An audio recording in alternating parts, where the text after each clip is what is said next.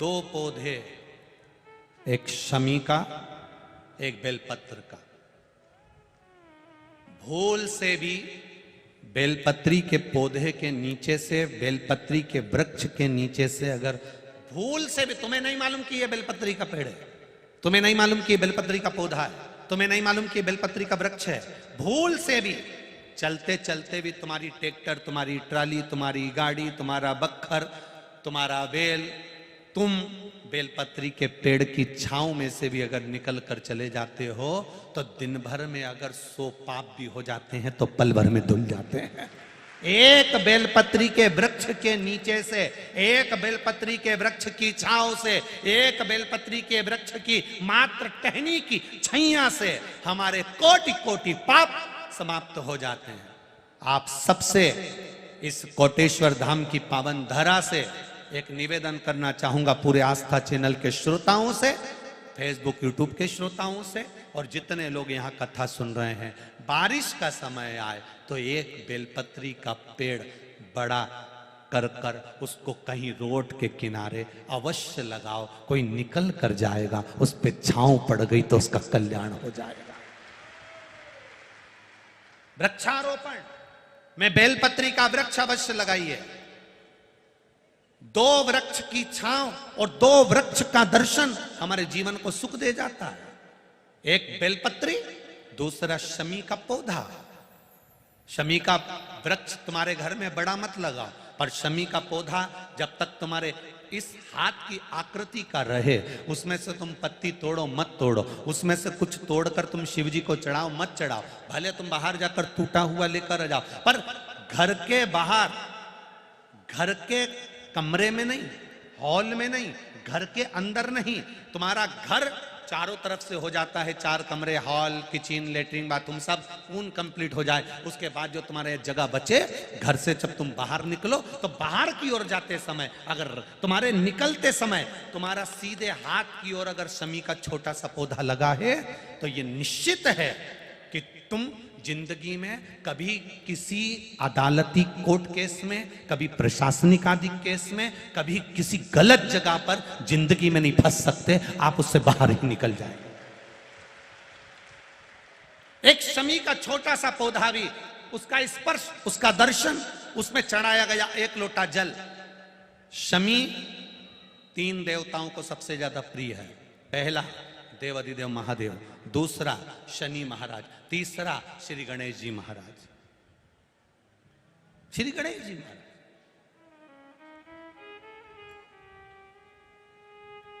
क्योंकि शमी की शादी करने वाला कौन था?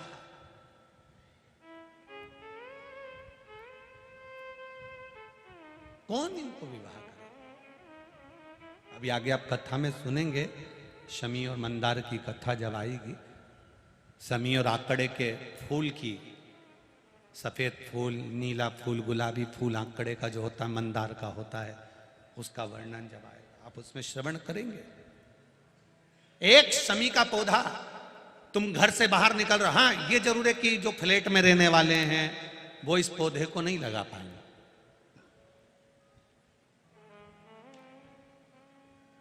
क्योंकि जब दरवाजे से निकलते हैं तो अंदर गच्ची होती है, गैलरी होती है, तो कैसे लगाएं घर के बाहर। हाँ, आप डायरेक्ट निकल रहे हैं और आपका पौधा घर के बाहर लगा हो तो बात दूसरी, छोटा सा गमले में, ज्यादा बड़ा नहीं, छोटा सा।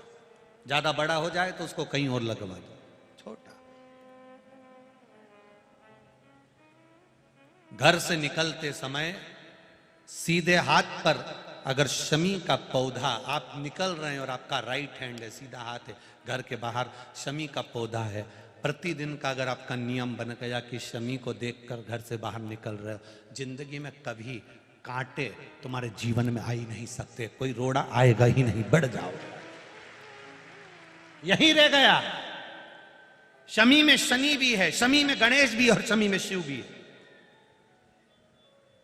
फिर निवेदन करूंगा मेरे भोलेनाथ जी को, मेरे बाबा को, तुम्हारा दिखावा प्रिय नहीं है, उनको ये दिखावे से कोई मतलब नहीं है, वो बड़ा अड़भिज्ञ है, उसको कुछ नहीं चाहिए, उसको केवल आपका निर्मल मन चाहिए। राम जी महाराज वनवास के टाइम पर एक जगह पर बैठे हुए थे और वनवास के समय पर एक जगह पर राम जी विराजमान थे। ऊपर एक बंदर बैठा हुआ था जो हनुमान जी का ही स्वरूप मान लो। एक बंदर बैठा हुआ है और वो बंदर अपनी पूंछ से राम जी के चेहरे पर पूंछ लटका रहा है।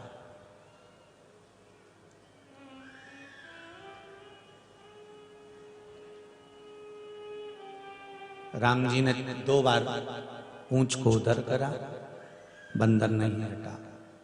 थोड़ी देर लक्ष्मण जी ने भगाया, बंदर फिर आके बैठ गया।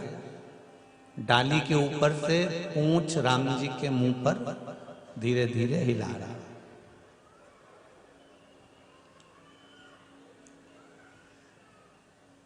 बार बार बंदर को भगाया जा रहा है, बार बार वो पूंछ राम जी के चेहरे पर ला रहा है। अब की बार लक्ष्मण जी को क्रोध आ गया और लक्ष्मण जी को क्रोध आया और उन्होंने धनुष और बाण उठाया और कहा मैं बंदर को मार के रहूंगा। अब मैं इस बंदर को अभी मारता हूं, बताओ आपके चेहरे पर पूंछ मार रहा है, आपके चेहरे पर पूंछ दे रहा है। जरा सोचना तो चाहिए इस बंदर को। राम जी ने कहा लक्ष्मण ये धनुष और ये बाण अपने पास में रख लो, इस बंदर को बाण मारने की जरूरत नहीं है, इसके ऊपर धनुष उठाने की जरूरत नहीं है। तो ये बंदर पूंछ क्यों तुम्हारे मुंह पर मार रहा है? मेरे राम बड़े दयालु थे और राम जी ने कहा बंदर के पास में देने के लिए मेरे को कुछ भी नहीं है, इसलिए कपी की ममता पूंछ में वो अपनी ममता मुझे दे रहा है, अपना प्रेम मुझे दे रहा है।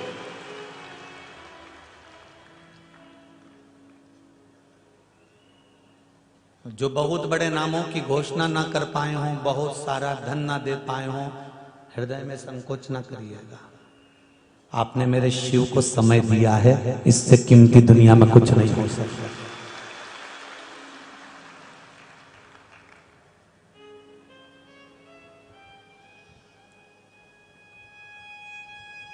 कपी की ममता पूंछ में, एक बानर की ममता पूंछ में होती है, इसलिए वो पूंछ समर्पित करता है। देखो बहुत बहुत सुंदर बात है। गया हुआ पैसा वापिस आ सकता है, बोलो आएगा कि नहीं आएगा? आज नहीं तो कल आएगा। गया हुआ पैसा वापिस आ सकता है। बिगड़ा हुआ स्वास्थ्य भी ठीक हो सकता है।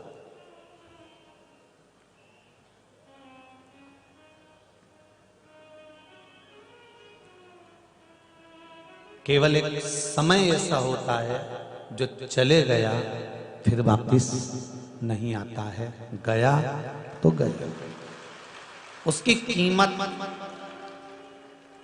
देपालपुर वासियों ने, आसपास से आए हुए सभी श्रोता भाई बहनों ने उसकी कीमत को समझा कि हम शंकर को जो 3 घंटा देने के लिए जा रहे हैं, हम शिव जी को 3 घंटा तो हम कहते हैं, पर आपके विश्वास को मैं नमन करना चाहूंगा, आपकी दृढ़ता को नमन करना चाहूंगा कि हम तो हमारी वाणी से 3 घंटे की कथा कहते हैं, पर यह 3 घंटे की तो केवल कथा होती है। सुबह 6 बजे से आप लोग यहाँ जगह संभाल कर दोपहर तक बैठे रहते हो। ये मात्र प्रदीप मिश्रा कह दे, मात्र पंडित जी कह दे कि ये 3 घंटे की कथा है, तो मैं 3 घंटे की नहीं कह सकता।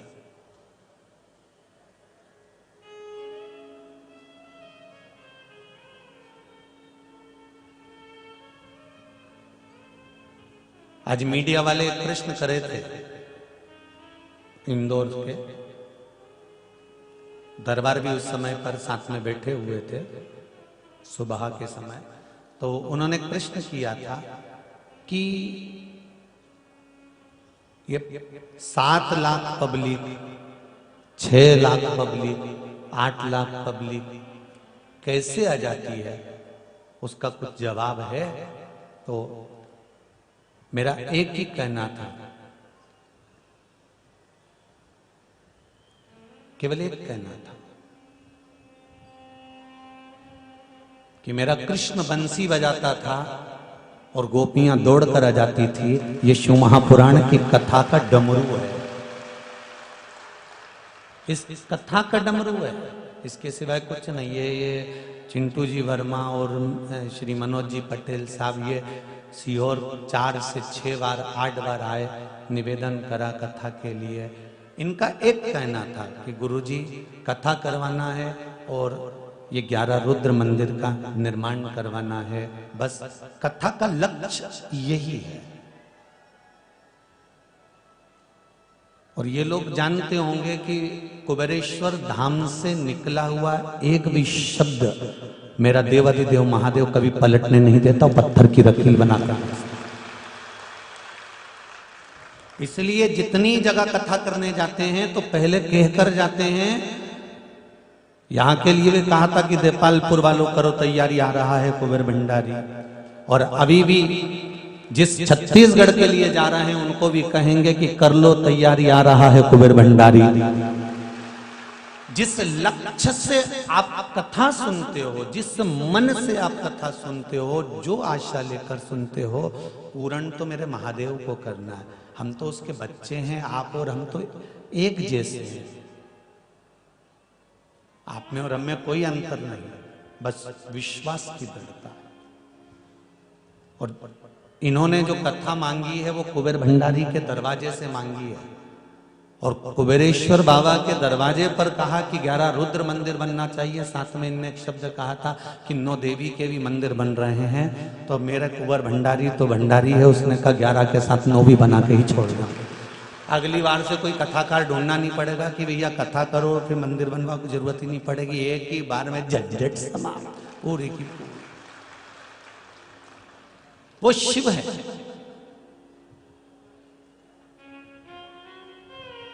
उसके दरवाजे पर कहा गया।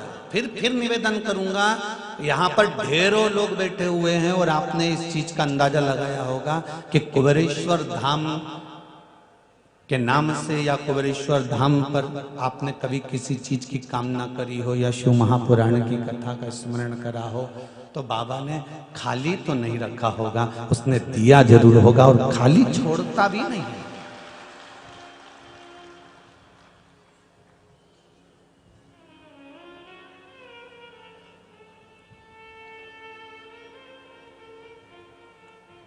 शिव है वो महाराज। आपने जो अपना समय दिया है, आपने अपना जो अनुकूल जितना बन सका आपने जो भगवान को दिया, वो खाली नहीं जाए। कलकत्ता में कहा था, एक लोटा पानी, एक बेलपत्र, एक चावल का दाना, एक पुष्प शिव को समर्पित करा हुआ खाली नहीं जा सकता। आप उससे निवेदन तो करो, आप उससे विनय तो करो, आप उसको बोलो तो।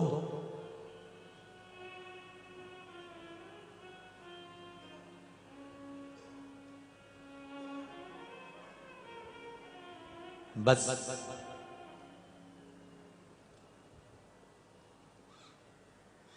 मर्यादा ना घटे, हमारा हिंदू धर्म, हमारा सनातनी धर्म आगे बढ़ता रहे और पूरे विश्व में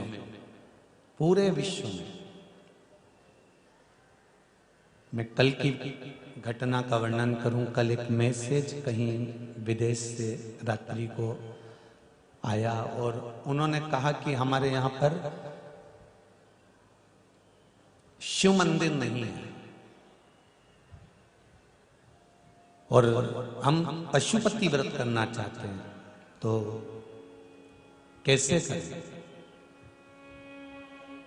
आशीष जी बोले, गुरुजी ये मैसेज है, इसका जवाब सुबह मंच से आप दे देंगे तो अच्छा रहेगा। हमारा निवेदन है, आपके यहाँ अगर शंकर का मंदिर नहीं है, शिव मंदिर नहीं है, तो आप घर में ही पशुपति व्रत करना प्रारंभ करो और शिव के नाम का स्मरण करना प्रारंभ। आप विदेश में रह रहे हो और आपके यहाँ शिव मंदिर नहीं है, तो अगर शंकर मंदिर आपके विदेश में नहीं है, शिव मंदिर आपके यहाँ नहीं है, तो आप कर सकते हो। पर जिसके यहाँ मंदिर है, मंदिर में करो।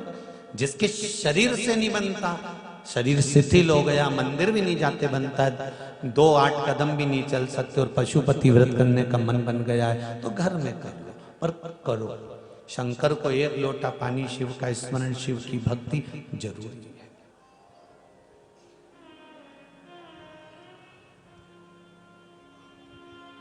शंभो शरणे पड़ी मांगू घड़ी रे घड़ी, दुख काटो दया करी ने दर्शन। हम भगवान को समर्पित कर कर भी अगर हम सेठ बनते हैं तो फिर वो सेठता का कोई महत्व नहीं। सेठों में सेठ सांवरिया सेठ, बाकी के सारे डुप्लीकेट। सेठ एक है, वो मेरे द्वारका का नाथ सेठ एक है, मेरा विष्णु सेठ एक है, मेरा ब्रह्मा सेठ एक है, मेरा शिव सेठ एक है, वो मेरा परमात्मा। बाकी के तो अगर सेठ बनो तो वो बात दूसरी है। तुम 1 लोटा पानी शंकर को चढ़ाते हो तो ये विचार करो कि मेरा है, मैं चढ़ा रही हूँ। 1 चावल का दाना शिव को दे रहे हो तो तुम सोचो कि मेरा है, मैं दे रही हूँ। 1 पुष्प भगवान को दे रहे हो तो ये सोच रहे हो कि मेरा, मैं दे रही हूँ। तो ये मन से निकाल देना। जब तुम पैदा हुए थे तो कितने लोग हैं जो साथ में पानी लेकर आए थे? पैदा हुए थे तो फूल लेकर आए थे क्या? पैदा हुए थे तो कुछ चावल का दाना लेकर आए थे क्या? हम तो भगवान को समर्पित कर रहे हैं। ये जल उसने दिया है तो उसको दे रहे हैं, ये अन्न उसने दिया है तो हम उसको दे रहे हैं, ये पुष्प उसने दिया तो हम उसको दे रहे हैं। संसार के लोग अगर देते होते तो उसकी कीमत ले लेते। जैसे अभी कोरोना महामारी में जब ऑक्सीजन की कमी पड़ी तो ऑक्सीजन की एक आईसीयू के रूम की कीमत ली कि नहीं ली लोगों ने? बोलो तो जम के। वेंटिलेटर की कीमत लगी कि नहीं लगी? जरा सा ऑक्सीजन का सिलेंडर आए तो उसकी कीमत हो जाए। उस परमात्मा को धन्यवाद देते रहा करो कि उसने कितनी ऑक्सीजन देकर भेजा होगा, उसके यहाँ कितनी फैक्ट्रियां चल रही होगी, इतनी ऑक्सीजन देता रहता है, कभी उसकी कीमत मांगी उसने? आपके पास कभी भोलेनाथ जी आके बोले कि ऑक्सीजन मैं दे रहा हूं तेरे जन्म से लेके माता के गर्भ से, जिस दिन तू पैदा हुआ उस दिन से लेकर मरेगा तब तक ऑक्सीजन देने की जवाबदारी मेरी है, इसका बिल अब भी पहुंचाता हूं तेरे पास, जरा दे के बता। और उसने एक आध दिन बिल दे दिया नहीं तो जितना बैठे वही आधा गायब हो जाओ। ऑक्सीजन वो दे रहा है तुम्हारे जन्म से लेकर मृत्यु तक, पानी वो दे रहा है। पानी कौन सा तुम कहीं से भरकर लेकर आए थे? जल पृथ्वी में उसने दिया। अगर उसकी कीमत लेना चालू कर दे तो कहां से जाओगे? जरा विचार करिए। जो तुम्हारे काम की चीज थी, जो तुम्हारे प्रयोग में आने वाली चीज थी, उसने पृथ्वी दी कि अन्न पैदा करना, और अन्न पैदा करना तो तेरा पेट भरा जाएगा। पानी मैं दूंगा अन्न पैदा करने के लिए, ऑक्सीजन मैं दूंगा पैदा करने के लिए। ऑक्सीजन उसने दी, जल उसने दिया, अन्न उसने दिया। फिर काय को इतना बड़ा फूला फिरे कि मैं हूं ने मैं करूंगा ने मैं करूंगा? काय का फूला फिरे? किस बात की अकड़ में जिंदगी जीते हो साहब? एक आध दिन ऑक्सीजन का बिल भेज दिया, एक आध दिन पानी का बिल भेज दिया, एक आध दिन तुम्हारे अन्न का बिल भेज दिया। अरे जरा सा दुनिया के लोग सामान देते हैं तो 50 बार कह के बता देते हैं। उस परमात्मा ने आज तक कहकर नहीं बताया कि मैंने तुझे कितना दे दिया। बस क्या कहता है वो एक ही बात कहता है कि मैंने तुझे फ्री में ऑक्सीजन दी है, मैंने फ्री में तुझे पानी दिया है, मैंने फ्री में तुझे अन्न दिया है। तू एक काम करना कि तुझे जो जिह्वा दी है और श्रवण दिया है इसका प्रयोग करना। श्री शिवाय नमस्तुभ्यम जपते रहना, और कानों से कथा श्रवण करते रहना, हाथों से दान करते रहना, पांव से तीरथ करते रहना, और इन नेत्रों से मेरा दीदार, मेरा दर्शन करते रहना। जो मैंने तुझे शरीर दिया है, बड़ी मुश्किल से मिलता है ये शरीर, और लोग तरसते हैं ये मानव का शरीर पाने के लिए, और इस शरीर को तू समझ नहीं पा रहा।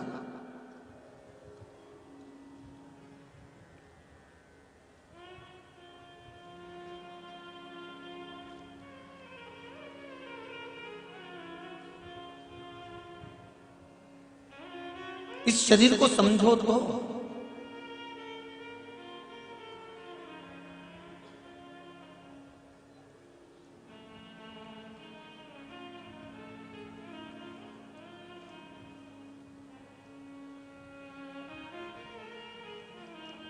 पत्र दरबार के घर पे रह गया। अभी इन पत्रों में तो नहीं है वो पत्र हम दरबार को दे जाएंगे पढ़ना। उसमें एक लड़के ने पत्र लिखा है, गांव का नाम नहीं आ रहा मेरे को ध्यान में। एक तो तुम्हारे आसपास के गांव भी बड़े विचित्र हैं, नाम लेने में थोड़ा सा कौन सा गांव का नाम है वो ध्यान। उस बच्चे ने पत्र लिख कर दिया है कि मुझे आर्मी की नौकरी करना है,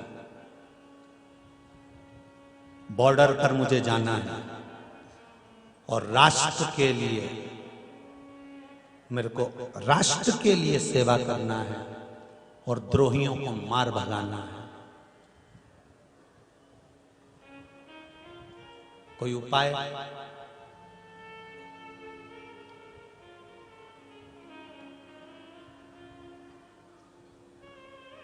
कोई जरूरी है कि आर्मी की नौकरी मिलेगी तभी तुम राष्ट्र की सेवा करोगे?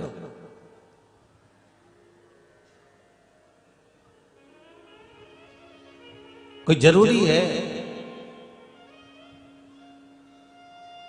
कि जब तुम्हें पुलिस की नौकरी मिलेगी तब तुम राष्ट्र की सेवा करोगे? कोई जरूरी है कि जब तुम कोई राजनेता बनोगे तभी राष्ट्र की सेवा करोगे? अगर तमन्ना है तुम्हारे भीतर राष्ट्र की सेवा की, बॉर्डर पर जितने सैनिक खड़े हैं उनको सामने से आते हुए दुश्मन दिखते हैं, उनको सामने से आते हुए द्रोही दिखते हैं, उनको सामने से आक्रमण करने वाले दिखते हैं और वो उनको बंदूकों से हथगोले से समाप्त कर देते हैं।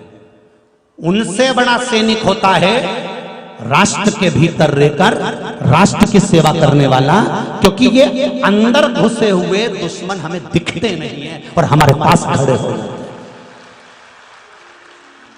जरूरी नहीं है कि आप आर्मी की नौकरी करेंगे तो राष्ट्र की सेवा होगी। जरूरी यह है कि आप जहां रह रहे हो अपने इस हृदय को सनातनी बनाने का प्रयास करिएगा। इस हृदय को आप सनातनी बनाने का प्रयास करिएगा और विचार करिएगा कि मेरे को भगवान ने अगर युवान बनाया है, एक एक युवान बेटा, एक एक युवान बेटी, एक एक जवान बेटा बेटी और एक एक चाहे युवान हो चाहे बुजुर्ग हो, उसके भीतर अगर तमन्ना है कि मुझे राष्ट्र के लिए कुछ करना है तो उसको करने के लिए बहुत सारे मौके परमात्मा देता है। केवल आपको आगे बढ़ना है और अग्रण्यता प्राप्त कर कर उनको छांटना है।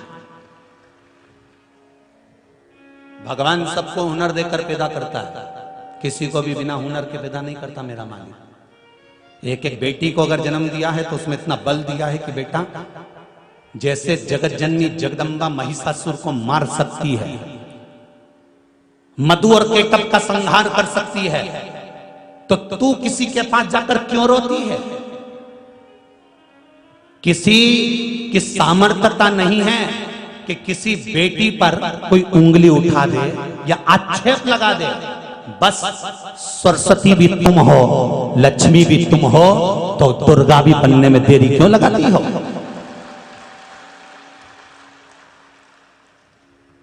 क्यों दुर्गा बनने में देरी लगाती है?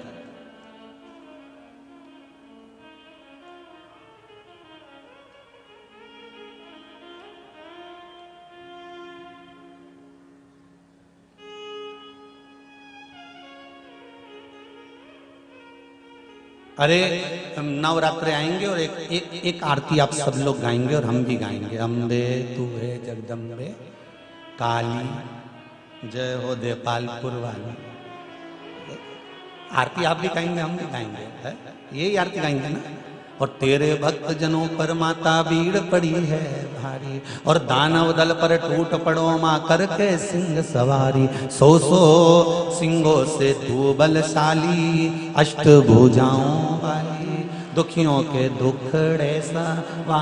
ये आरती आप भी गाते हो हम भी गाते हैं। ये आरती केवल माता के लिए नहीं है, ये आरती एक एक माँ एक एक बेटी जो भारत की भूमि पर जन्मी है उस सबके लिए है कि क्यों ना टूट पड़ो जब मौका मिल जाए। ऐसा लगे कि ये हमारे साथ गलत करने वाला है, ये हमें गलत तरह से फंसा रहा है, ये गलत तरह से हमारा प्रयोग कर रहा है, बस इतनी देर लग जाए।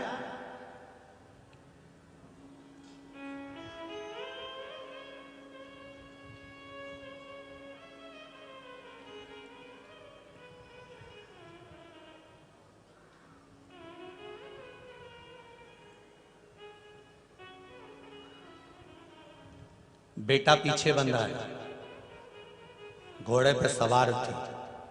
कौन? झांसी की रानी लक्ष्मीबाई।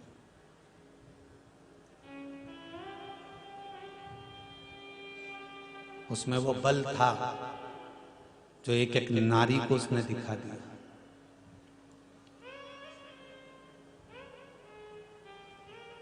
वो बल केवल रानी लक्ष्मीबाई में नहीं, वो बल आप में भी है।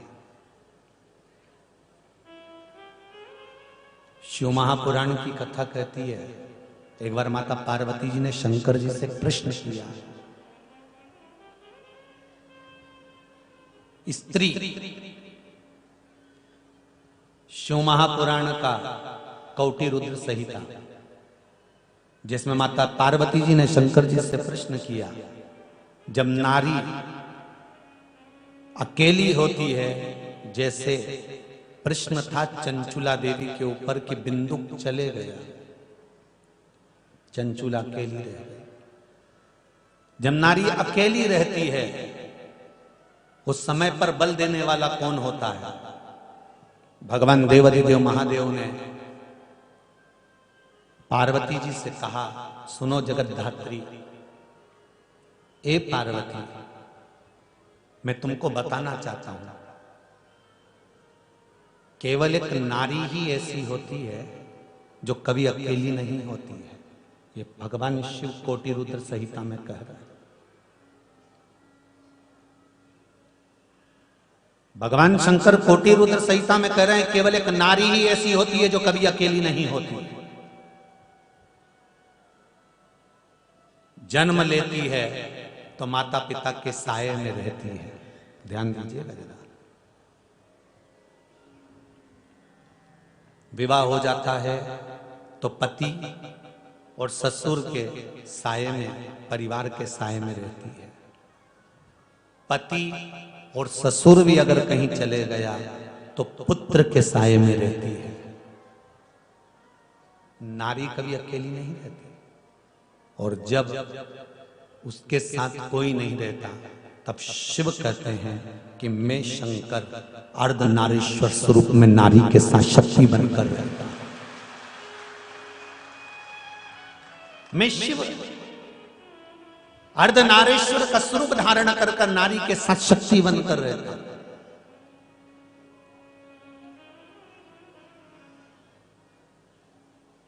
इसलिए शायद आज भी मर्यादा समाप्त नहीं होने दी है मेरी माताओं ने।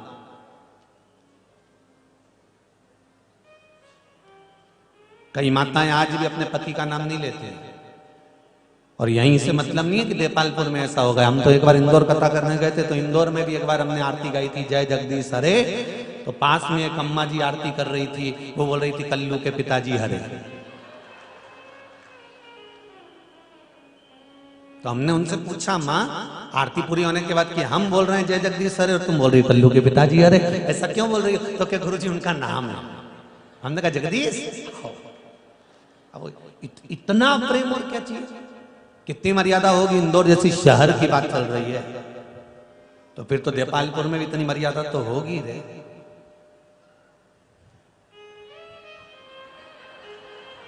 अरे तुम लोग तो एकदम मौन हो गए, बोल ही नहीं रहा कि यहां तो चलता है। ए भैरो,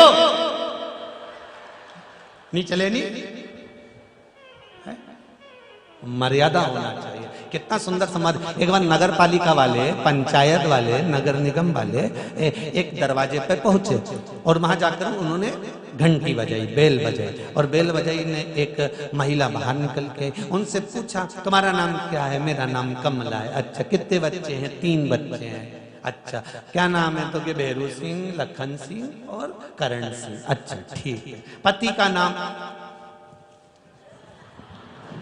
मुंडा। पति का जैसी बोला पति का नाम तो उसने मुंह डाल दिया। अब सर्वे वालों ने कहा हम सर्वे करना है, पति का नाम तो बोलो। तो क्या कहीं हमारा पति का नाम मैं बोलूं? नहीं बोलूं। तो क्या अब तेरे पति का नाम तू नहीं बोलेगी तो कौन बोलेगा? नहीं बोलो जल्दी पति का नाम। उसने कहा मैं तो नहीं बोलूं। अरे तुमको दूसरी बार आना पड़ेगा डबल से पूछने के लिए, तुम्हारे पति कब आएंगे? तो क्या वो तो बाहर गए 3 दिन के लिए। अच्छा तो तुम बता दो तुम्हारे पति का नाम क्या? मैं तो नहीं बताऊं। और उसने सिर पे पल्लू लेके मुंडा पे कपड़ा धरा दिया। अब बेचारी क्या करे लज्जावान, तो ऐसे मुंडा पे कपड़ा रखा। और जो कपड़ा रखा इतने में सर्वे वाले जाने लगे, ठीक है अब देखेंगे बाद में आएंगे तो आएंगे, नहीं आएंगे। इतने में इन्हें आवाज लगाई, इनंगाओ इधर आओ। तो वह कहने लगे देखो मैं तुम्हें थोड़ा सा समझाऊंगी, तुम उतने में समझ जाओगे। हाँ समझ जाएंगे। बोला कि 3 गंजी और 3 गंजी कितनी हो गई? तो क्या 6 गंजी। तो बस हमारा पति का नाम यही। क्या नाम है तुम्हारे पति? छगंजी। 3 गंजी और 3 गंजी 6 गंजी नाम पूरा। इतना में सारा सर्वे वाला बोला चलो कम से कम नाम तो मिल गया, नहीं तो अपन को डबल से आना पड़ता। तो सर्वे वालों ने उनके पांव पड़ा, जितने सर्वे वाले गए थे ना उनके पांव पड़े कि कहां से लई तू 3 गंजी। इतनी मर्यादा हमारे यहां भारत की भूमि पर है।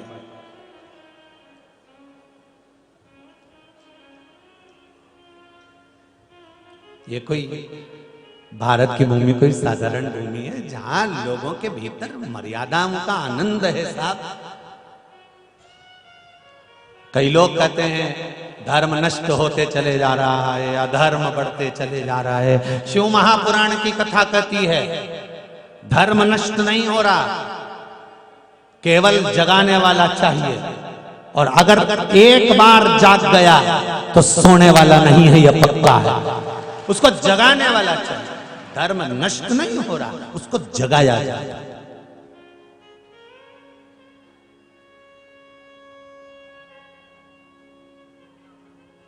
और जागी तो रहा है, नहीं तो इतनी धूप में लोग बैठ ना कहीं कथा सुन ले। इतनी धूप पड़ी हुई है, इतनी धूप। और तो और क्या धन्यवाद दूं मैं आपको, क्या कहूं।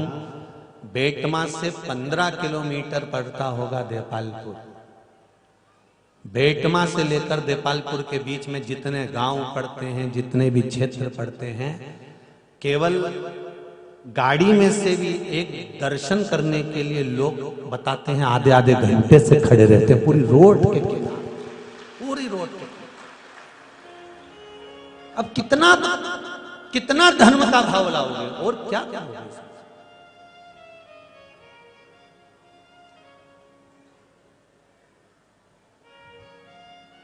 भगवान को तुम्हारे मन की जरूरत है, केवल हृदय दो, चित्त दो, वृत्ति दो, तुम्हारा मन।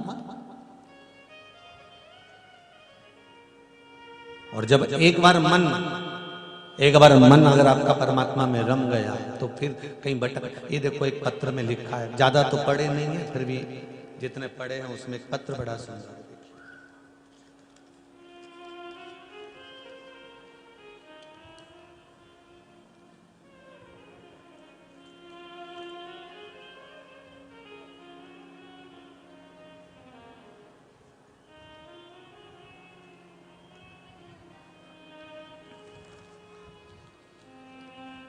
गौतमपुरा से राधिका चौहान,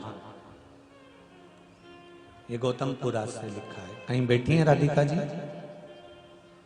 राधिका जी चौहान गौतमपुरा से। इस पत्र में इन्होंने लिखा है, गुरुजी ऐसी परिस्थिति नहीं थी। राधिका जी कहीं बैठी हो तो दोनों हाथ हिला देना। ऐसी परिस्थिति नहीं थी गुरुदेव कि हम कोई प्लाट मकान खरीद सके, हमारी इतनी हैसियत नहीं थी। पर गुरुदेव मैंने सुना था शिव महापुराण में कि पशुपति व्रत करने वाला कभी खाली नहीं रहता, जिस चीज के लिए करता है वो उसको मिल जाती है। शिव मंदिर जाने वाले के पास में कोई कमी नहीं रहती। शंकर से बस दिल से तो कहो। उसने लिखा, आपके द्वारा बताया गया पशुपति व्रत किया और कल मेरे 5 सोमवार पूरे हो गए। जिस चीज के लिए करे थे वो प्लाट मुझे कल प्राप्त हो गया है। ये शिव है, ये शंकर।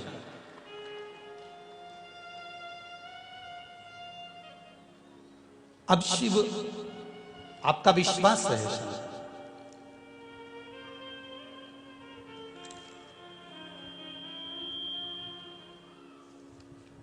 एक पत्र किसी ने लिखा है, मेरा नाम राजू बाई है, मैं धार जेतपुरा से हूं। कहीं बैठी हैं राजू भाई? राजू भाई है, धार जेतपुरा से हूं मैं। आप ही हैं मां? दोनों हाथ हिला दो एक बार। हर हर महादेव। आपने पत्र में लिखा है, गुरुजी मेरे पति को ब्लड प्रेशर था, शुगर थी, पैरालिसिस भी हो गया था। गुरुदेव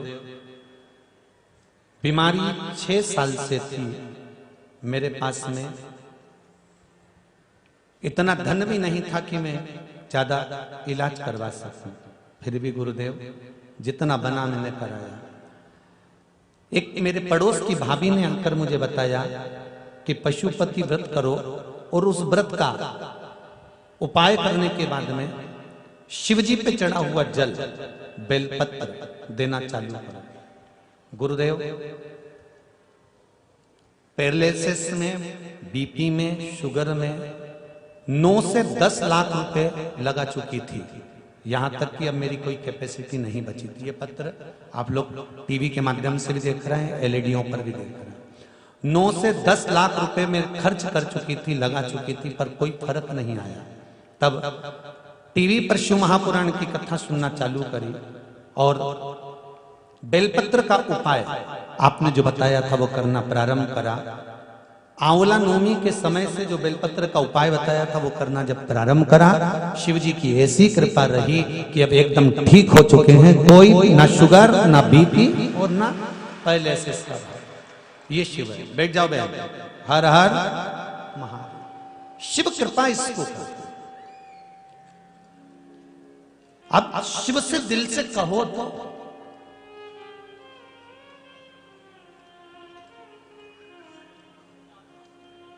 केवल कंकर को कंकर मत मानना, शिव को केवल पाषाण की शिला मत मानना, उसको दिल से कहकर जाना, तेरा ही दिया मैंने खाया पिया है, तेरा शुक्रिया, तेरा शुक्रिया, मुझे भोले बाबा ने बहुत दे दिया है, तेरा शुक्रिया है, तेरा शुक्रिया है।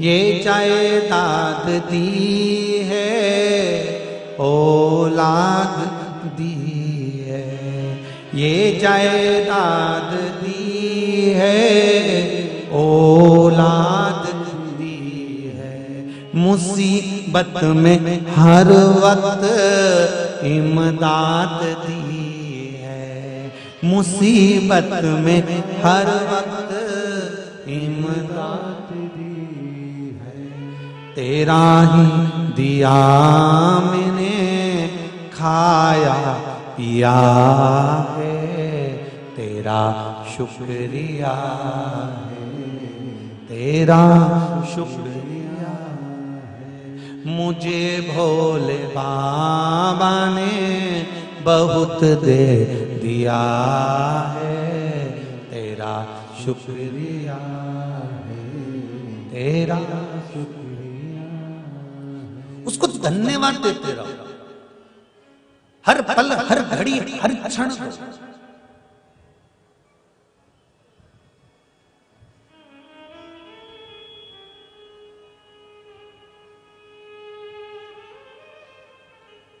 आप अगर धन्यवाद देना भी चालू कर दोगे ना तो बहुत कुछ दे दिया आपने। स्माइल देना भी चालू कर दिया ना, बहुत कुछ दे दिया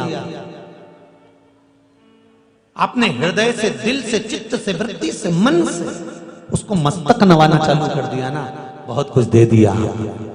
बहुत कुछ दे दे।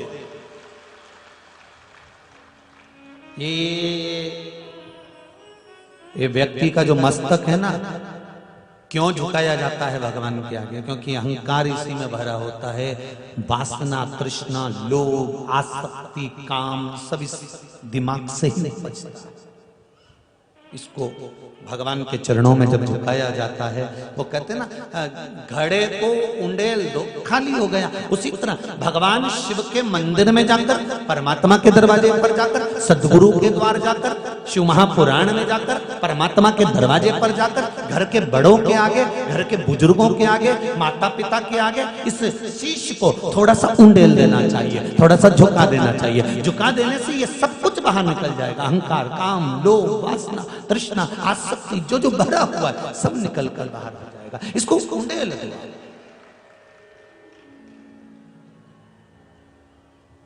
पर मस्तक को भी नरियल मत बना लेना।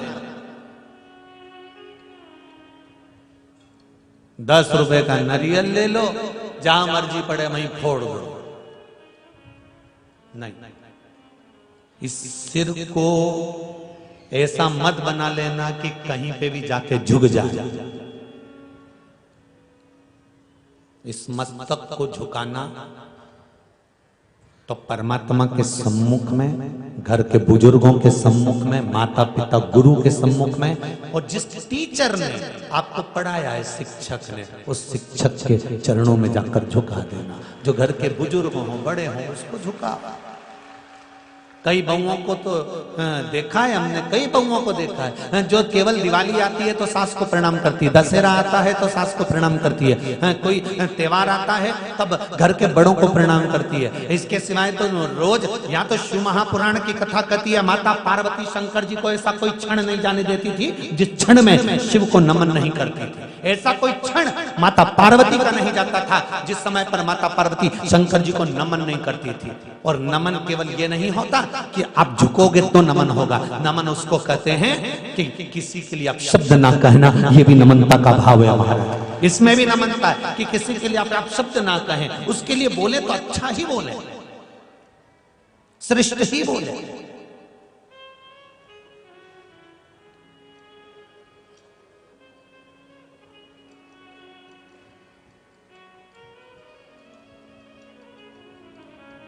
मत बुरे कर्म कर बंदे, वरना पछताएगा। भगवान की आंखों से तू बच नहीं पाएगा, तू बच नहीं पाएगा। अरे ओ अज्ञानी मत करना दानी, तेरे कर्म का फल भी तू ही। ऐसे नहीं, जरा उंगली उठाकर, तेरे कर्म का फल भी। सुन ले सीहोर वाले महाराज, तुम उधर से इधर उंगली करो, हम इधर से उधर करना। डरना नहीं अपने को किसी से, हम किसी से काम, हम सब इकट्ठे महादेव के पट्टे, काय को डरे। तेरे कर्म का फल भी तू ही पाएगा, जैसा किया तूने ओ भेरू तेरे आगे आएगा। इसलिए अभी भी सावधान हो जा, कुछ नहीं बिगड़ा, अभी भी नहीं बिगड़ा।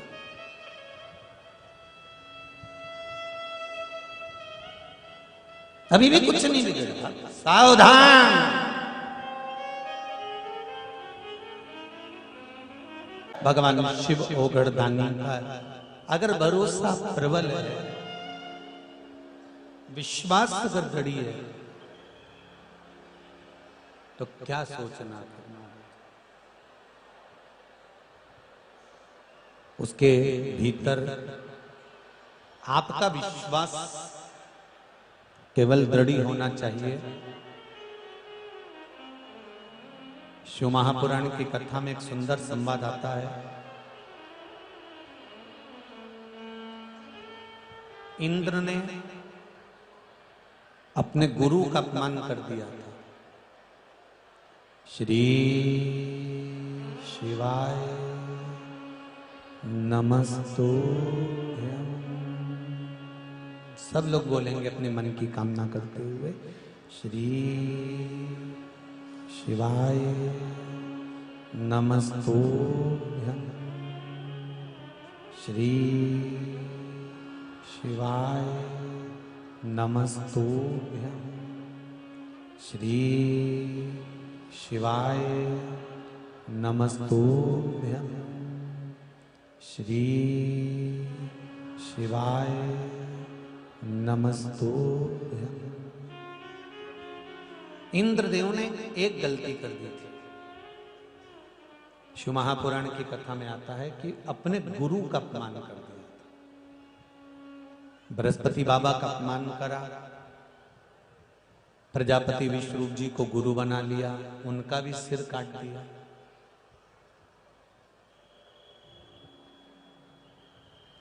और बाद में हुआ क्या, एक कमल की डंडी के अंदर इंद्र को छुपना पड़ा।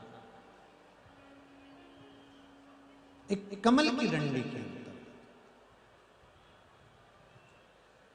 और महाराज देव ऋषि नारद ने जाकर निवेदन करा कि इस कमल की डंडी से बाहर निकलो, तुमने जो गुरु की हत्या करी है, माथे पर तुम्हारे गुरु हत्या का जो दोष लगा हुआ है, उसको समाप्त करने के लिए कुछ तो करना पड़ेगा। 4 स्थान पर गुरु हत्या के पाप को बांट दिया। कितनी जगह पे बांटा है? 4 जगह। पहला, जल देव के पास में गए, हे जल नारायण, हे पानी देव, जल देव, जल नारायण, आप हमसे ब्राह्मण हत्या का अंश ले लीजिए। जल नारायण ने कहा, ब्राह्मण हत्या का अंश हम क्यों ले, इससे हमको क्या फायदा होगा? तो इंद्र ने कहा, तुम्हें कलकल की ध्वनि कर कर सदा प्रवाहित करते रखेंगे, इसलिए तुम ब्राह्मण हत्या का थोड़ा सा फल ले लीजिए।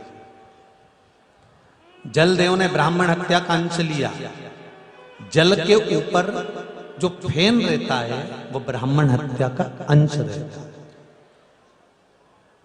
ग्रामीणों में, गांवों में कई जगह पर आपने देखा होगा, पहले जब पंगत लगती थी भोजन की, पहले जब भोजन की पंगत लगती थी, यहाँ पर बहुत लोग ग्रामीण अंचल से आए हैं और बड़े बड़े पटेल लोग बैठे हुए हैं, बुजुर्ग लोग भी बैठे हुए हैं।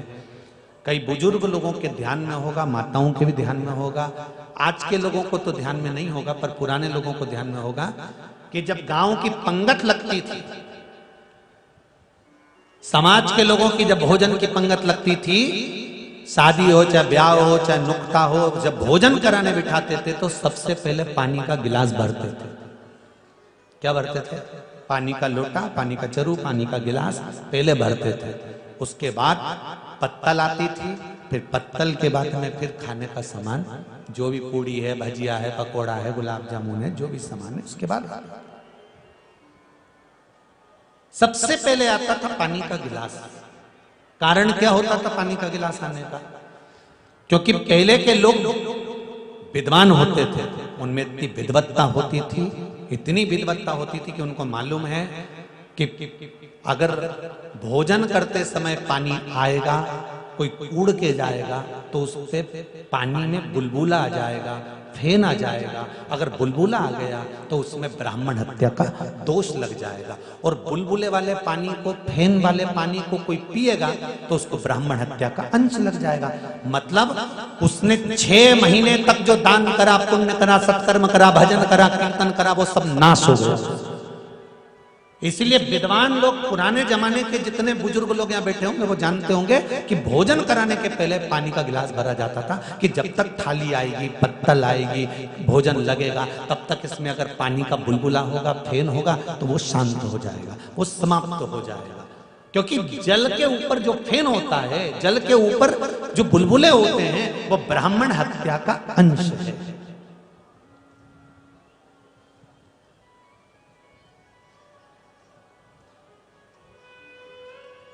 अब आज के जमाने में क्या होता है, सारा भोजन हो जाए, उसके बाद में पानी आए, लो साहब, और वो भर के गए और उनने न्यूच कूड़ा ऊपर से और उसमें फेन जम गया, बुलबुले आ गए और तुमने डर डर करके पी पुआ के वो जाए। मालूम पड़े पुण्य करने आए थे और पाप इकट्ठा करके लेके चलेगा। क्या मतलब कैसा पुण्य? शहर वालों से भी निवेदन करूंगा कि गांव के लोगों से, ग्रामीण लोगों से थोड़ा थोड़ा सीखने का प्रयास करो कि क्यों पानी पहले भरा जाता था, बाद में पत्तल आती थी, बाद में भोजन कराते थे, पहले पानी लाके रख देते थे। और चले जाओ उत्तर प्रदेश में, और चले जाओ बिहार में, तो वहां पर आज भी नियम है, पानी का गिलास सामने रख देंगे पर पीने नहीं देंगे, पहले उसको गुड़ खिलाएंगे, मीठा खिलाएंगे, कुछ भी ला कर देंगे कि पहले ये मीठा खाओ, गुड़ खाओ, कुछ भी खाओ, पर ये खाओ। क्यों? क्योंकि जब तक तो खाएगा उतनी देर में पानी के गिलास में जो बुलबुला होगा वो समाप्त हो गया होगा। इसलिए उत्तर प्रदेश में, बिहार में आज भी नियम है कि उसको मीठा खिलाया जाता है। ये लो थोड़ा सा मीठा खाओ, इसके बाद पानी पीना, लो थोड़ा मीठा खाओ, उसके बाद पानी पीना, नियम। अब आज के जमाने में तो सब एक ही हसिया से सब काट मारो, एक ही से सब निपटाओ, ठीक है।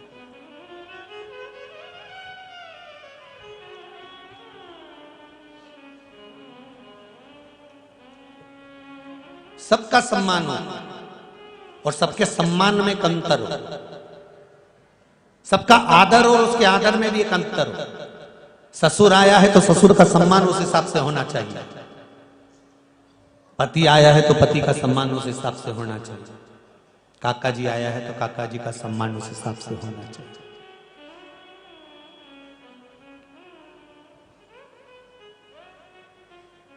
दूसरा, ब्राह्मण हत्या का अंश इंद्र ने अग्नि को दे दिया। हे अग्नि नारायण, आप हमसे ब्राह्मण हत्या का अंश ले लो। अग्नि ने कहा ब्राह्मण हत्या का अंश मुझे क्या लाभ होगा? तो अग्नि देवता से इंद्र ने कहा हम तुम्हें हमेशा पवन देते रहेंगे, हवा देते रहेंगे और तुम धड़क के जलते रहोगे। अग्नि देवता ब्राह्मण हत्या का अंश ले लो। अग्नि ने ब्राह्मण हत्या का अंश लिया, तो अग्नि की जो नीली लपट होती है वो ब्राह्मण हत्या का अंश होता है।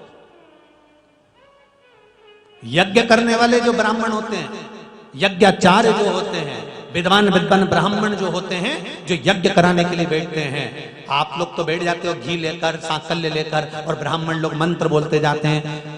और उन्होंने बोल दिया तुरंत, ओम इंद्राय स्वाहा, ओम अग्नये स्वाहा। तुमने तो सांकल्य डालना चालू करी, घी डालना चालू करा, और जैसे ही अग्नि ऊपर की ओर बढ़ी तो जो विद्वान ब्राह्मण होगा वो पास में बैठा रहता है और एक शरबत बनाकर रखता है। उसने एक थोड़ा सा दूध दही मिला के शरबत बना के रखता है। जैसे ही उसने देखा कि अग्नि, हवन की अग्नि ऊंची गई, इसने लेकर उसमें शरबत डाल दिया, उसमें चारों तरफ उस पंचामृत को, उस दूध दही को डाल दिया। क्यों? क्योंकि अग्नि नीची हो जाए। क्यों? अगर हवन की अग्नि ज्यादा ऊपर जाएगी, ज्यादा ऊंची जाएगी, तो उसमें नीली लपट आ जाएगी। नीली लपट आ गई मतलब करा हुआ सारा यज्ञ खंडित हो गया, क्योंकि उसमें ब्राह्मण हत्या लग गया, उसमें ब्राह्मण हत्या लग गई। तो वो अग्नि की जो लपट है वो अपने आप नीले कलर की, आप लोगों ने भी कई बार देखा होगा, नीली लपट अगर आ गई है तो उसमें ब्राह्मण हत्या लग गई है, ब्राह्मण हत्या का दोष है। इसलिए यज्ञकर्ता ब्राह्मण जो होते हैं, यज्ञ कराने वाले जो विद्वान ब्राह्मण होते हैं, यज्ञ कराते समय सांकल्य डालते समय आप लोगों से बार बार कहते हैं थोड़ा आराम से डालो, थोड़ी थोड़ी डालो, थोड़ी थोड़ी डालो, पर तो तुम तो सोचो डाले जाओ, तो वो तुम तो डाले जाओ, परंतु वो अग्नि जब ऊंची जाएगी तो उसमें ब्राह्मण हत्या लग जाएगी। उसमें नीले कलर की अगर लपट आ गई तो उसमें ब्राह्मण हत्या लगेगी।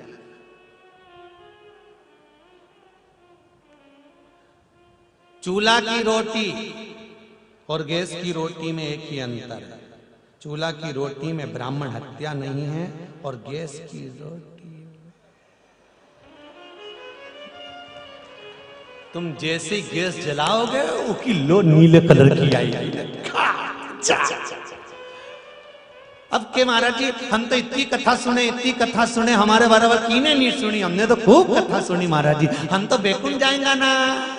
हमने कहा देखेंगे, ऊपर आएंगे जब मिलेंगे। अब ये तो हमको भी नहीं मालूम बेकुंठ। चूल्हा की रोटी में पीली लो रहती है, चूल्हा की रोटी में अंगारे पीले रहते हैं और गैस की रोटी में नीली लपट में रोटी सिकाती है। अब कई करें इनका, करें क्या, वो जीना तो पड़े, कई करें। तो अब क्या करें फिर? तो क्या गैस की रोटी नहीं खाए महाराज? नहीं, तुम तो खाओ, कौन न मना कर कि नहीं खाए। एक काम तो कर सकते हो, क्या जितने लोग गैस की रोटी खाने वाले हैं सुन लेना जरा अच्छे से, उसमें नीली लपट रहती है। क्या गैस की रोटी नहीं खाए? खूब खाओ, पर एक काम करो, जब भोजन की थाली तैयार होकर तुम्हारे सामने पहुंचे, हाथ जोड़कर मेरे भोलेनाथ जी को बुलाकर कहना इसको प्रसाद कर दीजिए। आप जहर को अमृत कर सकते हो, इसको भी अमृत कर दीजिए। इतना तो कर सकते हो। कितने लोग गैस की रोटी खाते हैं? जरा हाथ उठाओ। ये तेरा क्या होगा रे कालिया, धर लो, धर लो। आज से कितने लोग नियम ले रहे हैं कि भोजन की थाली, गैस पे बनी हुई रोटी की थाली जब हमारे सामने आएगी तो हम हाथ जोड़कर शंकर जी को आमंत्रण देंगे कि इसको अमृत कर दीजिए। कितने लोग ले रहे हैं संकल्प? हाँ, जोरदार ताली बजाओ, बस हो गया। इस 7 दिन की शिव पुराण का कोटा पूरा हो गया, खत्म। अब तुमने अगर संकल्प ले लिया, हाथ जोड़ के बैठोगे, बच्चे पूछेंगे मम्मी ये ऐसा क्यों कर रही है, आज तक तो तुम नहीं करी। समझा देना, ये गैस की रोटी में नीली लो रहती है और नीली लो मतलब इसमें ब्राह्मण हत्या छुपी हुई है। मैं इतना दान करूं, पुण्य करूं, सत्कर्म करूं तो ये पापीड़ा ब्राह्मण हत्या को खा के मरूंगी? मैं नहीं जाऊं ऐसा। इसलिए मैंने सोच लिया, हाथ जोड़ के थाली के सामने 1 सेकंड के लिए कहूंगी, हे भोलेनाथ, सब अमृत होई जाए रसिया, रुचि रुचि भोग लगाओ रसिया। बस इतना सा कर देना, हाथ जोड़ के निवेदन कर देना भोलेनाथ जी का, किसको अमृत कर दीजिए। उसका क्या फायदा होगा वो भी समझ लीजिए महाराज। एक बात आप लोगों को पहले कथा में कही है, आज फिर कह रहे हैं, बहुत ध्यान से सुनना इस बात को। जो दवाई, जो गोली तुमको नी लगे, जो दवाई गोली नहीं लगे ना, उस दवाई गोली को हाथ में ले लो और शिव जी से कहना, भोलेनाथ, जब तूने देवताओं के हित के लिए विष पी लिया था और देवताओं को अमृत दे दिया था, ये गोली मैं खा रही हूं, स्वीकार तुम करना और इसको अमृत बनाकर मेरे शरीर में भेज देना। शिव को कहो। और उसका प्रमाण क्या है? ये देखो, एक किसी बहन ने पत्र भेजा है, देखिए, अभी गार्ड साहब देकर गए थे ये पत्र। श्री शिवाय नमस्तुभ्यम।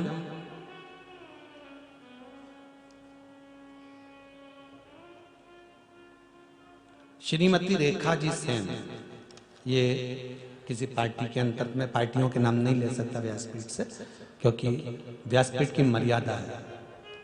हम धर्म नीति की बात कर सकते हैं पर राजनीति की बात नहीं कर सकते, इसलिए कुछ मर्यादाओं के अंतर्गत। श्रीमती रेखा जी सेन, इन्होंने पत्र लिखा है, कहीं बैठी हैं?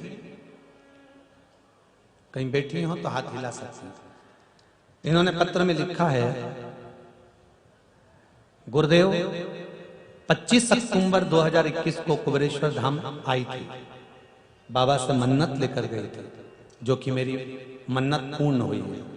उसके बाद गुरुदेव कुछ समय बीता और 2 महीने के बाद मेरा स्वास्थ्य खराब हो गया। कहीं बैठी हैं तो हाथ हिला सकती हैं। 2 महीने बाद बहुत ज्यादा खराब हो गया स्वास्थ्य। बॉम्बे हॉस्पिटल इलाज के लिए ले गए, वहां मुझे सोनोग्राफी के लिए कहा और उसमें मुझे किडनी छोटी तथा उसमें गठान थी और उसको, वो गठान जो थी वो फूटने के कारण बस उसमें पस भर गया था। गठान के अंदर गठान जो थी फूट गई किडनी के पास में और पस भर गया।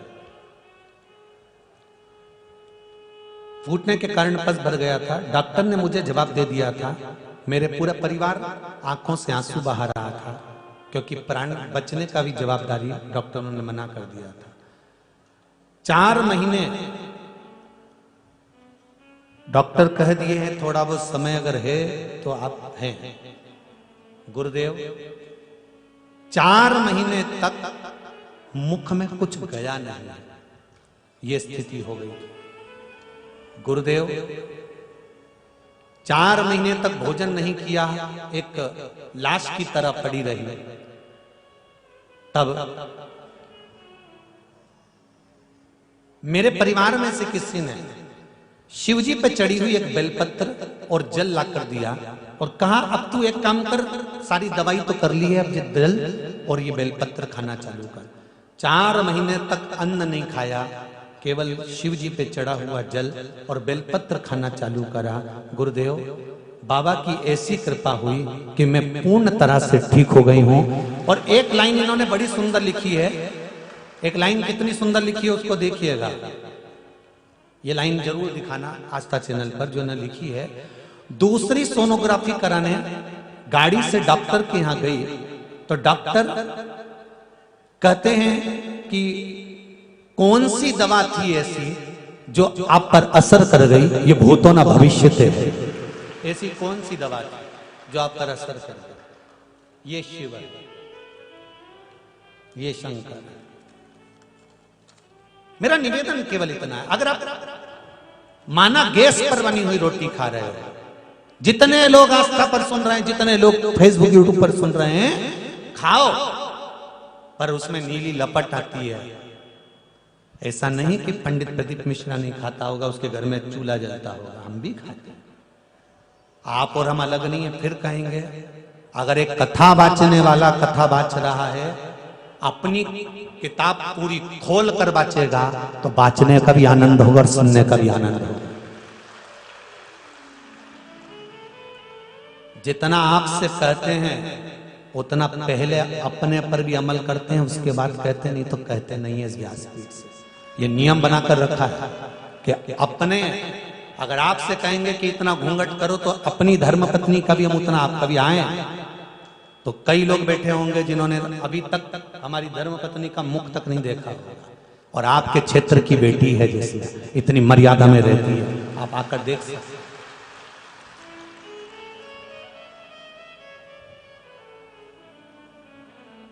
आप ही के खजुरिया गांव की, आपके क्षेत्र की, और यहां क्यों नहीं बुलाया? ये तो लगे रहे चिंटू भैया तो गुरुजी बुलाओ, गुरुजी बुलाओ, मनोज भी अभी बोले बुलाओ, क्यों नहीं बुलाया? क्योंकि ये उनका मायका है। मायके में अगर पल्लू करवाएंगे तो हमारी भी शान मर्यादा समाप्त होती है। इसलिए यहाँ मायके में पल्लू करना पड़ता, और मायके वालों से, पिता से, आप सब तो पिता के तुल्य हो, और ये मेरी माताएं उनकी माँ के तुल्य हैं। और आप लोग अगर पल्लू आपके सामने आपकी बेटी करेगी तो आपको भी अच्छा नहीं लगेगा, इसलिए यहाँ नहीं बुलाया। पर जितना कहते हैं उतना अमल करना चाहिए। और केवल आप लोगों के सामने अगर हम गैस की बनी रोटी खाते हैं तो पहले शंकर जी को आमंत्रण देकर बुलाते हैं कि सब अमृत कर दे, तू तो विष पी कर देवताओं को अमृत देता है, तो क्या इसमें अमृत नहीं कर सकता? इतना इसी तो बोलना है आपको। बोल सकते हो ना, इतना जम के तो बोलो, बोल सकते हो ना? चूल्हा की रोटी खाओ भले मत बोलना, पर गैस की खाओ तो इतना कह देना सब अमृत कर दे मेरा भोलानाथ, सब अमृत कर दे, बस इतना बोला। और फिर तो तुम जो झड़ो मक्का की कड़ी के साथ चूर चूर के झड़ता जा, फिर कौन मना करे? तुम तो खाओ, फिर कोई मना नहीं करे तुम्हें। और उसका एक आनंद भी दूसरा होगा, तुम्हें उस अमृत तत्व की प्राप्ति होगी। शिव ने अगर उसको ग्रहण कर लिया तुम्हारे, भगवान तो भाव का भूखा होता है। भगवान काय का भूखा है? भाव का। तुम कैसे प्रैक्टिकल करोगे कि भगवान भाव का भूखा है? तुम तो कह दोगे सियोर वाला महाराज से कि तुम कह रहे हो कि भगवान भाव का भूखा है, कैसे प्रूफ कर सकते हो कि भगवान भाव का भूखा है? इसको कैसे सिद्ध करोगे? तो सिद्ध करने का एक तरीका है, सब करके देखना अपने अपने घर में। सत्यनारायण भगवान के लिए आटा सेकना, क्या बनाओगे? जम के बोलो।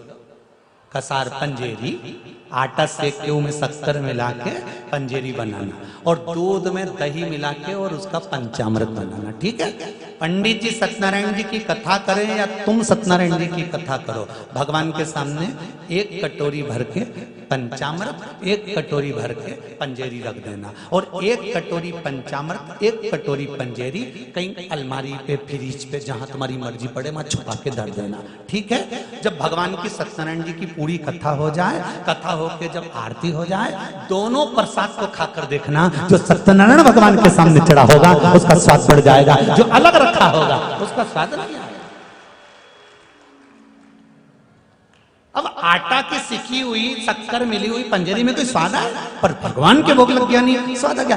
तुम्हारे घर में कद्दू की सब्जी बनाओ, काशी फल की सब्जी तुम्हारे घर में बनाओ, कद्दू की सब्जी, और कद्दू की सब्जी बना के खा, और एक भंडारा की सब्जी कद्दू की खा के दे। तुम्हारे घर में पतली पतली पूड़ी खा के दे, और भंडारा की ऐसी जाड़ी दादा अंगूठा के बराबर की, और जो कद्दू की सब्जी से फिर खाना पी लिया 6-7 तो यूं निपटा के ना झोला में अलग भरी लगी। तो पूछा भंडारा वालों ने कि खाए कि भरे, जगदम्बा के लिए। क्यों? तो जगदम्बा के लेके उसको क्यों वो क्यों नहीं आई? तो क्या उन्हें किया था, आज मैं घर में सब्जी नहीं बनाऊंगी, तुम भंडारा की लेके आना, ऐसा स्वाद आए नहीं भंडारा की सब्जी में। अब हम तो केवल भंडारे की सब्जी की कथा बात रहे, तुम्हारा मुंडा में पानी आई रही है, सोचो जरा, अंतर है कि नहीं है?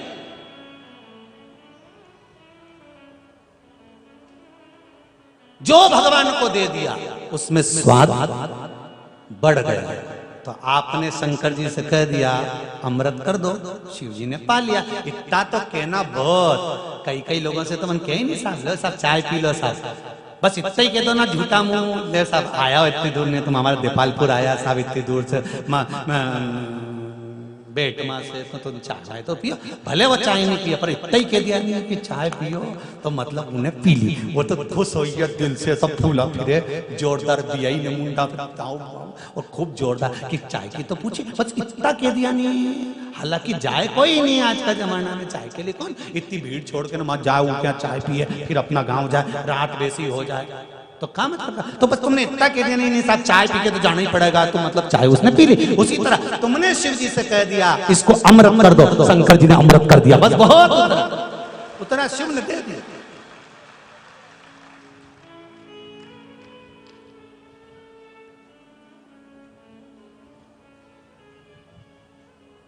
सब अमृत होई जाए रसिया, रुचि रुचि भोग लगाओ। हे प्रभु ये सब अमृत। तो दूसरी ब्राह्मण हत्या को दिया है, पहली किसको दी है? जम के बोलो, पानी को। दूसरी बोलते जाओ जरा, अग्नि को। तीसरी ब्राह्मण हत्या दी पृथ्वी। हे पृथ्वी आप हमसे ब्राह्मण हत्या का अंश ले लो। पृथ्वी ने कहा मैं ब्राह्मण हत्या का अंश क्यों लूं, हम आपको हरा भरा बना कर रखेंगे। हरा भरा? हाँ पृथ्वी आप हमसे ब्राह्मण हत्या का अंश लीजिए। पृथ्वी ने कहा ब्राह्मण हत्या का अंश, हाँ पृथ्वी ने कहा ठीक है। पृथ्वी ने ब्राह्मण हत्या का अंश ले लिया। तो पृथ्वी के ऊपर जो वृक्ष लगते हैं, वृक्ष में जो गोंद लगती है वो ब्राह्मण हत्या का अंश है। पृथ्वी पर जो वृक्ष लगते हैं और वृक्ष में जो गोंद लगती है वो ब्राह्मण हत्या का अंश है। बंजर भूमि ब्राह्मण हत्या का अंश है। इसलिए हमारे यहाँ शास्त्र कहता है तुम्हारे बहू का अगर जापा होए, बहू की डिलीवरी होए, बहू को संतान होए तो खूब घी में गोंद तल तल कर खिलाओ। पर जन्माष्टमी रामनवमी पर भगवान का प्रसाद तैयार करो तो उसमें गोंद मत डालना, क्योंकि उसमें ब्राह्मण हत्या का अंश रहता है। भगवान के प्रसाद में गोंद नहीं आना चाहिए। तुम्हारी बहू का जापा होए ना, बहू का अगर संतान होए तो खूब लड्डू बनाओ गोंद का। तुम मना क्या, कौन मना करे? खूब जोरदार किराना मिराना तल तुला के ना घी में भूंज के खूब जोरदार बनाओ, उसमें क्या दिक्कत है? और नीवी जापा हो तो तुम तो बना बना के निपटा, तुम्हें कौन दिक्कत है? पर गोंद का लड्डू भगवान को भोग नहीं लगाना, क्योंकि इसमें ब्राह्मण हत्या का अंश है।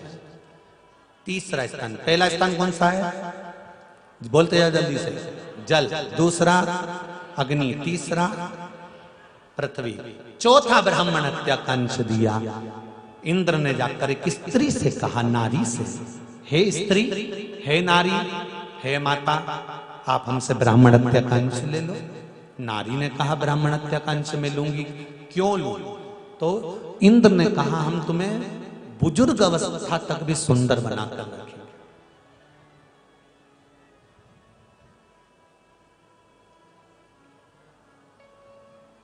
अब भगवान ने तुमको पहले से इतनी सुंदरता देके रखी है, ईमानदारी से बोलो। एक ब्यूटी पार्लर, देपालपुर में 22 ब्यूटी पार्लर हैं। क्यों नागर जी कहां गए? सही है, 22 ब्यूटी पार्लर है पूरे देपालपुर। ज्यादा निकल जाएंगे, कम नहीं निकलेंगे इससे।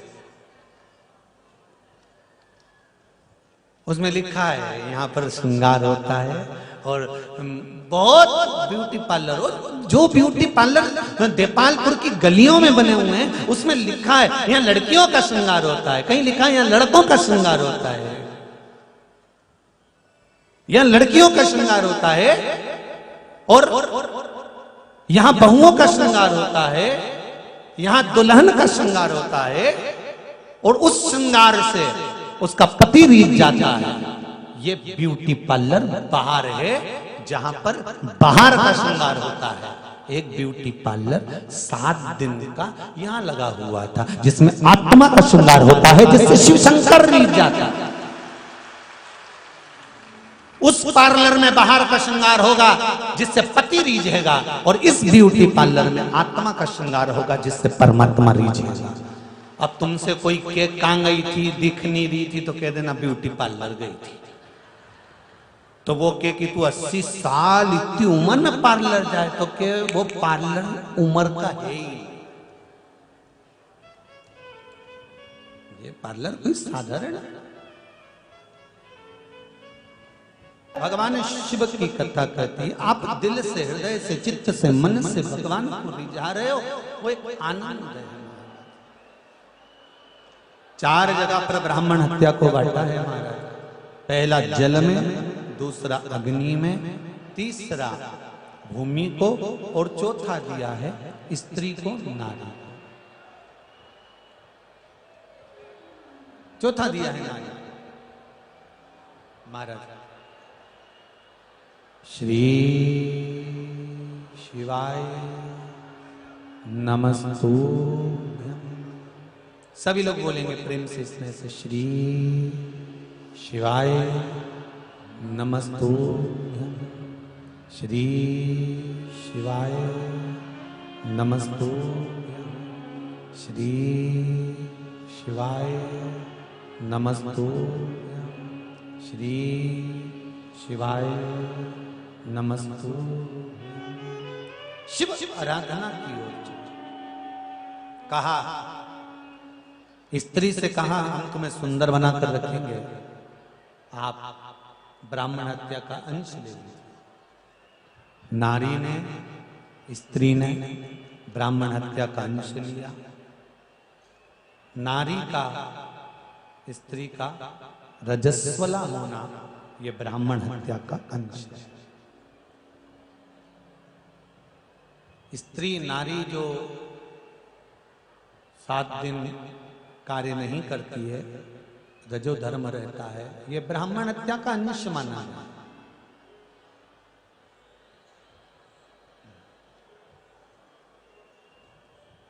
इसीलिए ऋषि पंचमी की कथा में कितना कितना वर्णन किया।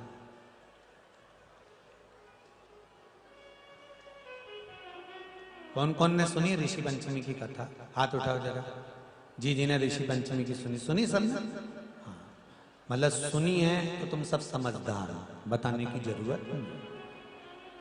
ऋषि पंचमी की कथा में कितना वर्णन किया गया है, कितना कितना व्याख्यान कहा गया है कि किस तरह से रहना चाहिए, कैसे भोजन का क्रम रहता है, कहाँ जाना चाहिए, कहाँ नहीं जाना चाहिए।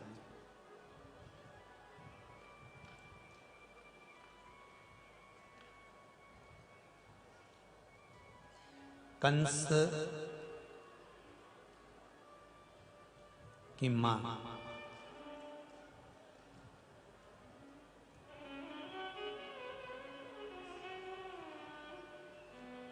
रजोधर्म के समय पर, रजस्वला धर्म के समय पर 3 दिन का सिर धो के और वन में चली गई थी।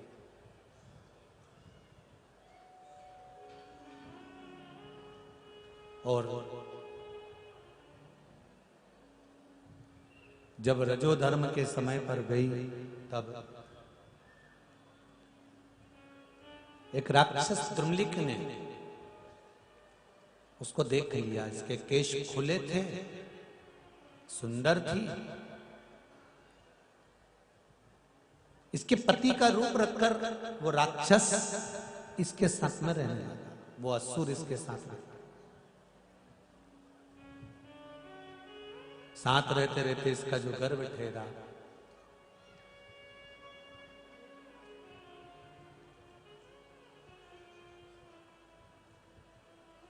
तब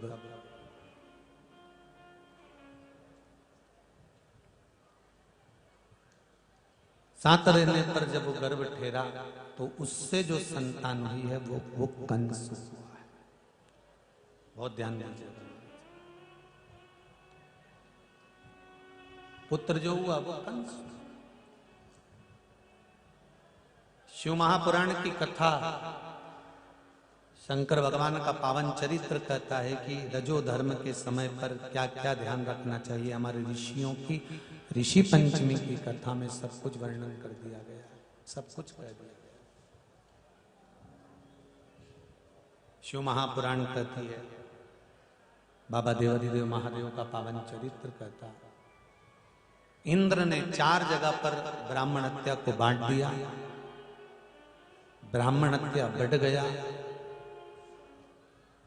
मेरा माताओं से एक निवेदन रहेगा कि पशुपति व्रत अगर आप करते हो और बीच में रजोधर्म आ जाता है मान लो, तो उस रजोधर्म के समय पर आप पूजन करने नहीं जाएंगे। 7 दिन जब तक नहीं हो जाए पूजन ना करिए। और व्रत उस दिन आपको एक समय फलाहार करना है, एक समय भोजन करना है, ये जो नियम है ये तो आप करना ही रहेगा। आपने अगर एक व्रत छोड़ दिया, अगले व्रत में आप जा रहे हो कर रहे हो, तो भी आपको जो है व्रत तो धारण करना ही पड़ेगा। मतलब व्रत धारण करने से मतलब एक समय फलाहार कर लो, एक समय भोजन कर लो, बस पूजन नहीं होगा। रजोधर्म के समय शंभु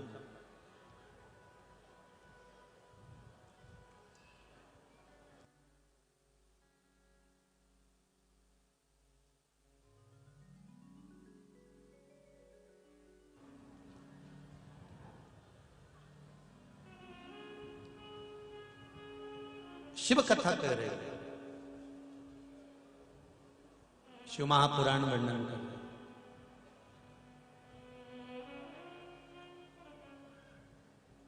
रजोधर्म के समय पर अगर पशुपति व्रत के बीच में आ रहा है तो आपको उसको छोड़ देना है। उसमें फिर आपको जो है फिर अगला पशुपति व्रत आप अगले उसमें कर सकते हैं। शंभु शरणे मांगू घड़ी रे दुख काटो दया करी न दर्शन। शिव महापुराण की कथा कहती है आप चित्तवृत्ति से भगवान को रिझाएं। इंद्र ने ब्राह्मण हत्या बांट दी, फिर भी इंद्र के ऊपर वो बल रहा।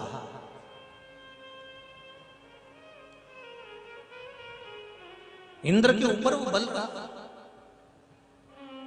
यदि हम किसी का अपमान कर देते हैं, यदि हम किसी को अपशब्द कर देते हैं, यदि हम किसी को आड़ा टेढ़ा बोल देते हैं, तो उसका बल हमारे मस्तक पर रहता जरूर है कि हमने, बाद में पछतावा भी होता है कि हमने ये गलत किया।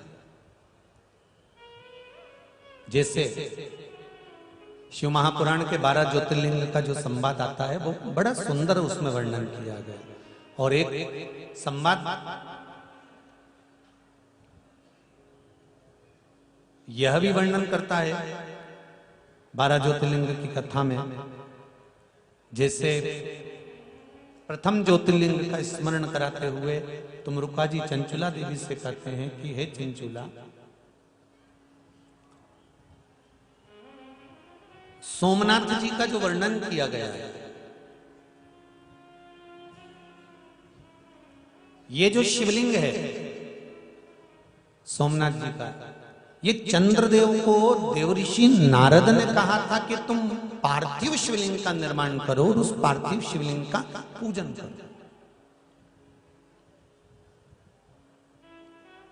पार्थिव शिवलिंग का निर्माण कर उसका पूजन करो। कलकत्ता में कहा था 15 दिन में, 20 दिन में, 1 महीने में, 2 महीने में, 3 महीने में, 6 महीने में, साल भर में एक बार पार्थिव शिवलिंग का निर्माण करना चाहिए। आपको कहा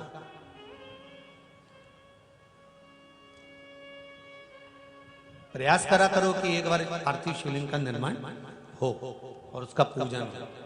स्वयं चंद्रदेव जिन पर काया खराब होने लगी, काया बेकार होने लगी, रोग ग्रसित कर लिया, पूरी काया टपकने लगी, गिरने लगी, यहां तक शरीर गलने लगा था चंद्रदेव का, तब देवर्षि नारद के पास गए कि नारद जी आप कुछ कर सकते हो, आपसे निवेदन है कि कुछ करिए। देवर्षि नारद ने कहा ऐसा हुआ कैसे? तो कहा कि मैंने केवल रोहिणी से स्नेह करा, बाकी की मेरी जो धर्म पत्नियां थी उन पर ध्यान नहीं दिया।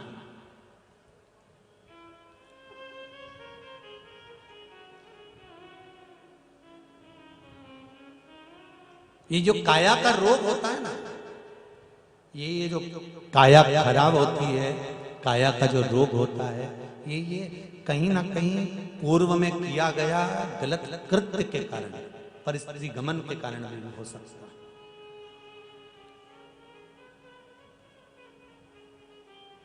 काया छिन्न हो, आप कृपा करो। देवर्षि नारद ने कहा एक काम कर सकते हैं, पार्थिव शिवलिंग का निर्माण करते हैं। शंकर भगवान को प्रसन्न करने के लिए कंकर को अगर शंकर मान लिया है, शिव की आराधना यदि आप कर रहे हो और कंकर को भी शंकर मानकर कर रहे हो, तो उसका फल आपको भी मिलेगा। ऐसा नहीं है कि उसका फल नहीं मिलेगा। आपने अगर शिव, ये पत्र आया है किसी का, देखिए,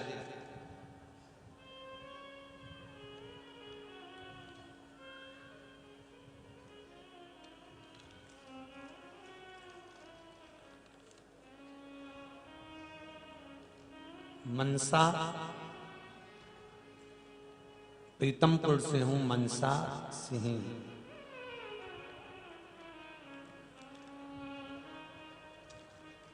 गुरुदेव,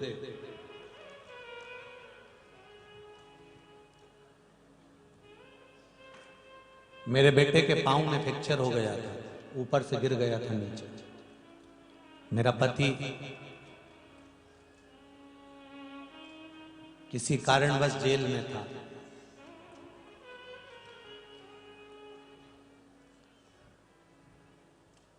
तकलीफ इतनी थी गुरुदेव कि मैं बयान नहीं कर सकता। उसी बीच में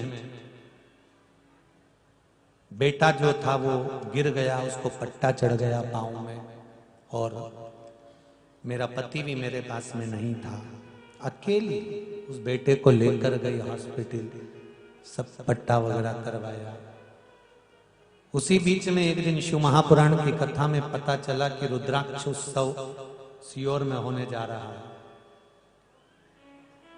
शिव का भरोसा किसको कहते हैं गुरुदेव? वकीलों से बात करी, सब कुछ करा, पर सबने कह दिया था कि जमानत नहीं हो सकती। तब मैंने भी टीवी के सामने कथा सुनकर शिव जी से कह दिया कि कुछ भी हो जाए, रुद्राक्ष उत्सव की कथा मैं अपने पति के साथ साथ बैठकर सुनना चाहती हूँ, व्यवस्था आपको करना पड़ेगी। तो पत्र में लिख रही है बहन, मनसा नाम है जिनका, प्रीतमपुर की निवासी। गुरुदेव 3 महीने तक जमानत नहीं होना थी, पर शिव जी ने ऐसी कृपा करी कि मैंने भी शंकर जी के मंदिर में 1 लोटे पानी में चावल डालकर और शिव जी को चढ़ाना प्रारंभ कर दिया, और बाबा ने उनकी जमानत करा दी। और हमने रुद्राक्ष उत्सव की कथा घर में बैठकर 7 दिन शिव महापुराण की कथा को श्रवण किया। बंधन से मुक्त करे शिव, उसकी आराधना। ये देखिए पत्र लिखा है, सुनीता सेन इंदौर से आई हैं, दिग्विजय नगर से हूं, मैं कल से ही यहां कथा सुनने के लिए आई हूं। गुरुदेव डॉक्टर ने नीचे बैठने का मना कर दिया था, साल भर से मैं नीचे नहीं बैठ पा रही थी। ये पत्र में लिख रही है, छोटे से पत्र में, पर यहां जब कथा सुनने के लिए आई हूं, देवाधिदेव महादेव की ऐसी कृपा हुई है कि मैं नीचे बैठ रही हूं और मुझे कोई तकलीफ नहीं है। बाबा की कथा से 1 साल में नीचे बैठकर पहली बार कथा का रस आस्वादन कर पाया। ये पत्र शिव कृपा किसको कहते हैं? आपकी भक्ति। आया ना रोग, बहुत बड़ा रोग भी अगर आ गया है, शिव महापुराण की कथा कहती है कैंसर जैसा भी रोग है, किडनी लीवर का भी रोग है, कोई बड़ी से बड़ी बीमारी भी सामने आकर खड़ी हो गई है, तो आप महामृत्युंजय मंत्र का स्मरण करिए, पंचाक्षर मंत्र का स्मरण करिए, षडाक्षर मंत्र का स्मरण करिए, श्री शिवाय नमस्तुभ्यम मंत्र का स्मरण करिए, शंकर की शरणागति का स्मरण करिए। ज्यादा बड़ी बीमारी आ गई ना, रोग आ गया ना, डॉक्टर बोल रहा है ना कि अब शरीर बेकार हो गया, अब तो तुम्हारे काम का नहीं है, तो फिर इस शरीर को शिव को क्यों नहीं दे देते? जो साड़ी बहुत अच्छी होती है वो बहू को दे दी जाती है। बोलो सही है कि गलत है? जम के बोलते जाओ। जो साड़ी और अच्छी होगी तो वो बेटी को दे दी जाती है। जो साड़ी किसी काम की नहीं होती वो भागवत पे चढ़ाई जाती है। जो साड़ी किसी काम की नहीं वो भागवत पे चढ़ा दो। जब तुम नहीं पहनो, तुम्हारी छोरी नहीं पहने, तुम्हारी बहू नहीं पहने, तो महाराज की लुगाई पहने। अरे बोलो तो सही जम के।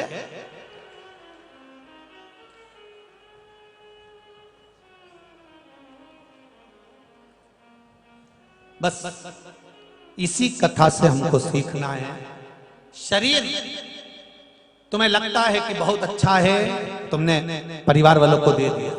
ये शरीर बहुत अच्छा था, तुमने दे दिया। बेटों को, बहुओं को, परिवार को, कुटुंब को, कबीले को, नौकरी में, व्यापार में, व्यवसाय में इस शरीर को लगा दिया। अब डॉक्टर कह रहा है कि तुम्हारा बीपी गड़बड़ होने लगा, तुम्हारी शुगर गड़बड़ होने लगी, तुम्हारा डायलिसिस होने लगा, तुम्हारा शरीर में ये रोग आ गया, तुम्हारा थायराइड बढ़ गया, तुमको ये हो गया, तुमको वो हो गया। अब तुम्हें लग गया कि ये शरीर बेकार हो गया है, तो जैसे अच्छी साड़ी परिवार को देते हो, बेकार साड़ी भागवत पे चढ़ा देते हो, तो इस बेकार शरीर को भगवान को दो ना। श्री शिवाय नमस्तुभ्यम, शंकर का भजन करो, राम नाम कृष्ण नाम जपो। परिवार वालों से कह दो कि साड़ी गड़बड़ हो गई है, इसलिए भागवत पे चढ़ा रहे।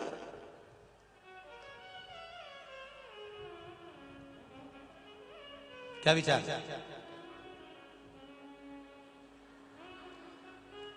बेकार हो गया। तो शिव महापुराण एक बात और कहती है, अच्छा आप परिवार को देते हो और बुरा परमात्मा। कहते हैं कई लोग, अभी कोई बचपन कोई भगवान का भजन करने की उम्र है? बचपन में कोई भगवान का भजन है? बचपन तो खेलना कूदना की उम्र है, खेलो कूद। जवानी भोग और विलास की उम्र है, अधेड़ी कमाने की उम्र है। अभी से कथा में लग जाएंगे तो कमान कोई जाएगा, हमारा घर का सियोर वाला महाराज चलाएगा। लोग कहेंगे, फिर लोग क्या कहेंगे कि अभी बचपन है, अभी जवानी, बचपन खेल में खोया, जवानी नींद भर सोया और बुढ़ापा देख के रोया। अब के छोरा मुझे शिव पुराण में छोड़िया। छोरा इतने चतुर, आज के छोरा एक कुत्ता को घुमाना पसंद करे पर डोकरा डोकरी के नहीं। कौन घुमाएगा तुमको? छोरा मारे शिव पुराण में छोड़िया। बैठे रहो, सही काम करे, नहीं बैठो बैठो बैठो, कहीं नहीं जाना अपने घर में। सुनो, आस्था चैनल पे कथा आ रही है, मोबाइल पे चल रही है, चलो सुनो, कहीं करना अपने। पर एक बात कहूं, बहुत बदलाव देखा है शिव महापुराण की कथा करते करते। जीवन में बहुत बदलाव देखा है। एक बदलाव मैंने और देखा है कि जो लड़के और लड़कियां नवयुवक बेटे और बहुएं जो कहते थे अपने बुजुर्गों से कि नहीं हम नहीं चलेंगे, आज की स्थिति में वो बहू और बेटे ही आगे बढ़कर बुजुर्गों को कथा में ला। ये बदलाव देखा है। लोग कहते हैं शिव पुराण ने क्या सिखाया, हम कहते हैं शिव महापुराण ने वो संस्कार दिए हैं कि वो भूल नहीं सकते। एक संस्कार तो आज से चालू कर दिया देपालपुर की धरा से कि जब जब रोटी खाएंगे महादेव को बुलाएंगे। ये संस्कार देपालपुर की धरा से चालू। नवयुवक बेटे और बेटियां आज के जमाने के ये मोबाइल पर, ये फेसबुक और यूट्यूब पर जो आप कथा सुन रहे हैं, महाराज 50-50, 70-70 हजार लोग केवल मोबाइल पर कथा सुन रहे हैं। ये बेटे और बेटियां नहीं तो क्या। और मैं एक निवेदन करना चाहूंगा, जागा है सनातनी शिव महापुराण से। आज से 10 कथा तक एक नियम ले रहा हूं कि आपको मोबाइल पर जोड़ना है, शिव महापुराण के माध्यम से नहीं, संस्कारों के माध्यम से जोड़ना है। संस्कारों के माध्यम। जितने लोग आस्था चैनल पर, फेसबुक, यूट्यूब पर या कथा सुन रहे हैं इस पंडाल में, अपना मोबाइल निकालना और पंडित प्रदीप मिश्रा को निकालकर उसमें सर्च मारना और उसको सब्सक्राइब करिएगा, जिससे लाखों की संख्या में जब ये संस्कार भारत की भूमि से सब दूर जाएंगे तो शायद मेरे राष्ट्र को संवरने में देरी नहीं लगेगी, फिर मेरा राष्ट्र आगे बढ़ जाएगा, फिर गौरवान्वित। और प्रयास करूंगा कि जितने लोग मोबाइल से जुड़ रहे हैं, जितने लोग चैनल को सब्सक्राइब कर रहे हैं, उन सभी को हफ्ते में एक बार, या आस्था चैनल तो रोज रोज तो आ नहीं सकता, पर हफ्ते में एक बार जो उपाय शिव महापुराण के पुराणों में बताता था वो अब मोबाइल में बताना प्रारंभ करूंगा कि एक उपाय हफ्ते में एक बार कि इसके करने से ये फल प्राप्त होगा। प्रयास करो, जुड़ो। और जितनी माताएं आस्था पर कथा सुन रही हैं, आपके घर में 5 मोबाइल है तो 5 को हाथ में लेके बेटे से कहो इसको जोड़ो, जरा चैनल को सब्सक्राइब करो, जोड़ो। नवयुवक लोगों को जोड़ना है, मेरा हिंदू सनातनी को जोड़ना है, और फिर मेरे इस ध्वज को, सनातन की ध्वज को बहुत आगे तक लेकर जाना है, मेरी भारत की भूमि की ध्वजा। जोड़ो। 10 कथा तक यही प्रयास रहेगा। आज से चालू हो गया है, आप सबके पास मोबाइल है, आप भी निकाल कर उसको सब्सक्राइब करिएगा। और जितने सुन रहे, और प्रत्येक कथा में 10 कथा का नियम लिया, 10 के बाद नहीं बोलूंगा, वो के बाद में तुम मर्जी पड़े तो डिलीट मार दीजिए सियोर वाला महाराज के, कोई दिक्कत। पर जुड़ना, हमें इस राष्ट्र को आगे लेकर जाए। पार्थिव शिवलिंग का निर्माण करो, पूजन करो, अर्चना। आज माताओं से एक निवेदन और, पार्थिव शिवलिंग अलग से नहीं बना सकती तो बेलपत्री के पेड़ के नीचे थोड़ी सी मिट्टी उठा के रख के उसकी पूजन कर लो। पहले हमारे यहाँ पाथड़ी पूजा की थी, ध्यान में है माताओं आपको? पाथड़ी पूजन जो होती थी पहले के समय में, पत्थर रखकर पूज देते थे। उस पाथड़ी का मतलब क्या होता था? उसका मतलब क्या होता था कि एक कंकर में, एक पाथरी में कुल देवता, पितृ देवता, आहु देवता, वासुदेव देवता, जितने भी हमारे 33 कोटि देवता हैं, मात्र एक पार्थिव शिवलिंग का निर्माण कर पूजन करने में सारे देवताओं को फल प्राप्त हो जाता था। सारे देवता।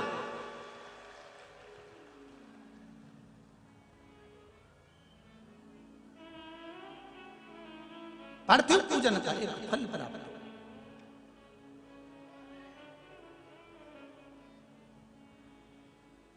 शिव पुराण का महाराज चंद्रदेव ने पार्थिव शिवलिंग बनाया। और एक और बात समझ लेना जी, तुलसी के पत्ते, तुलसी का जो पौधा होता है, कोई रेड रेजर लाइट मार रहा है उसको देखिए, तुलसी का जो पत्ता होता है, तुलसी का जो पौधा होता है,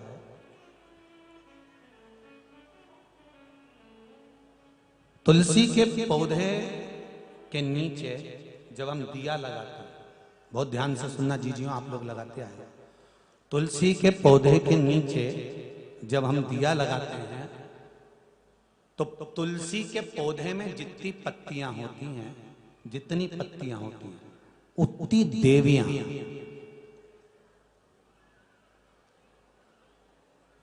उतनी देवियां, तुलसी के पौधे में जितनी पत्तियां होती हैं, जितनी पत्तियां उतनी देवियां आपके दीपक लगाते समय आपको अखंड सौभाग्य होने का वर प्रदान करती है, अखंड सौभाग्यवती होने का वर।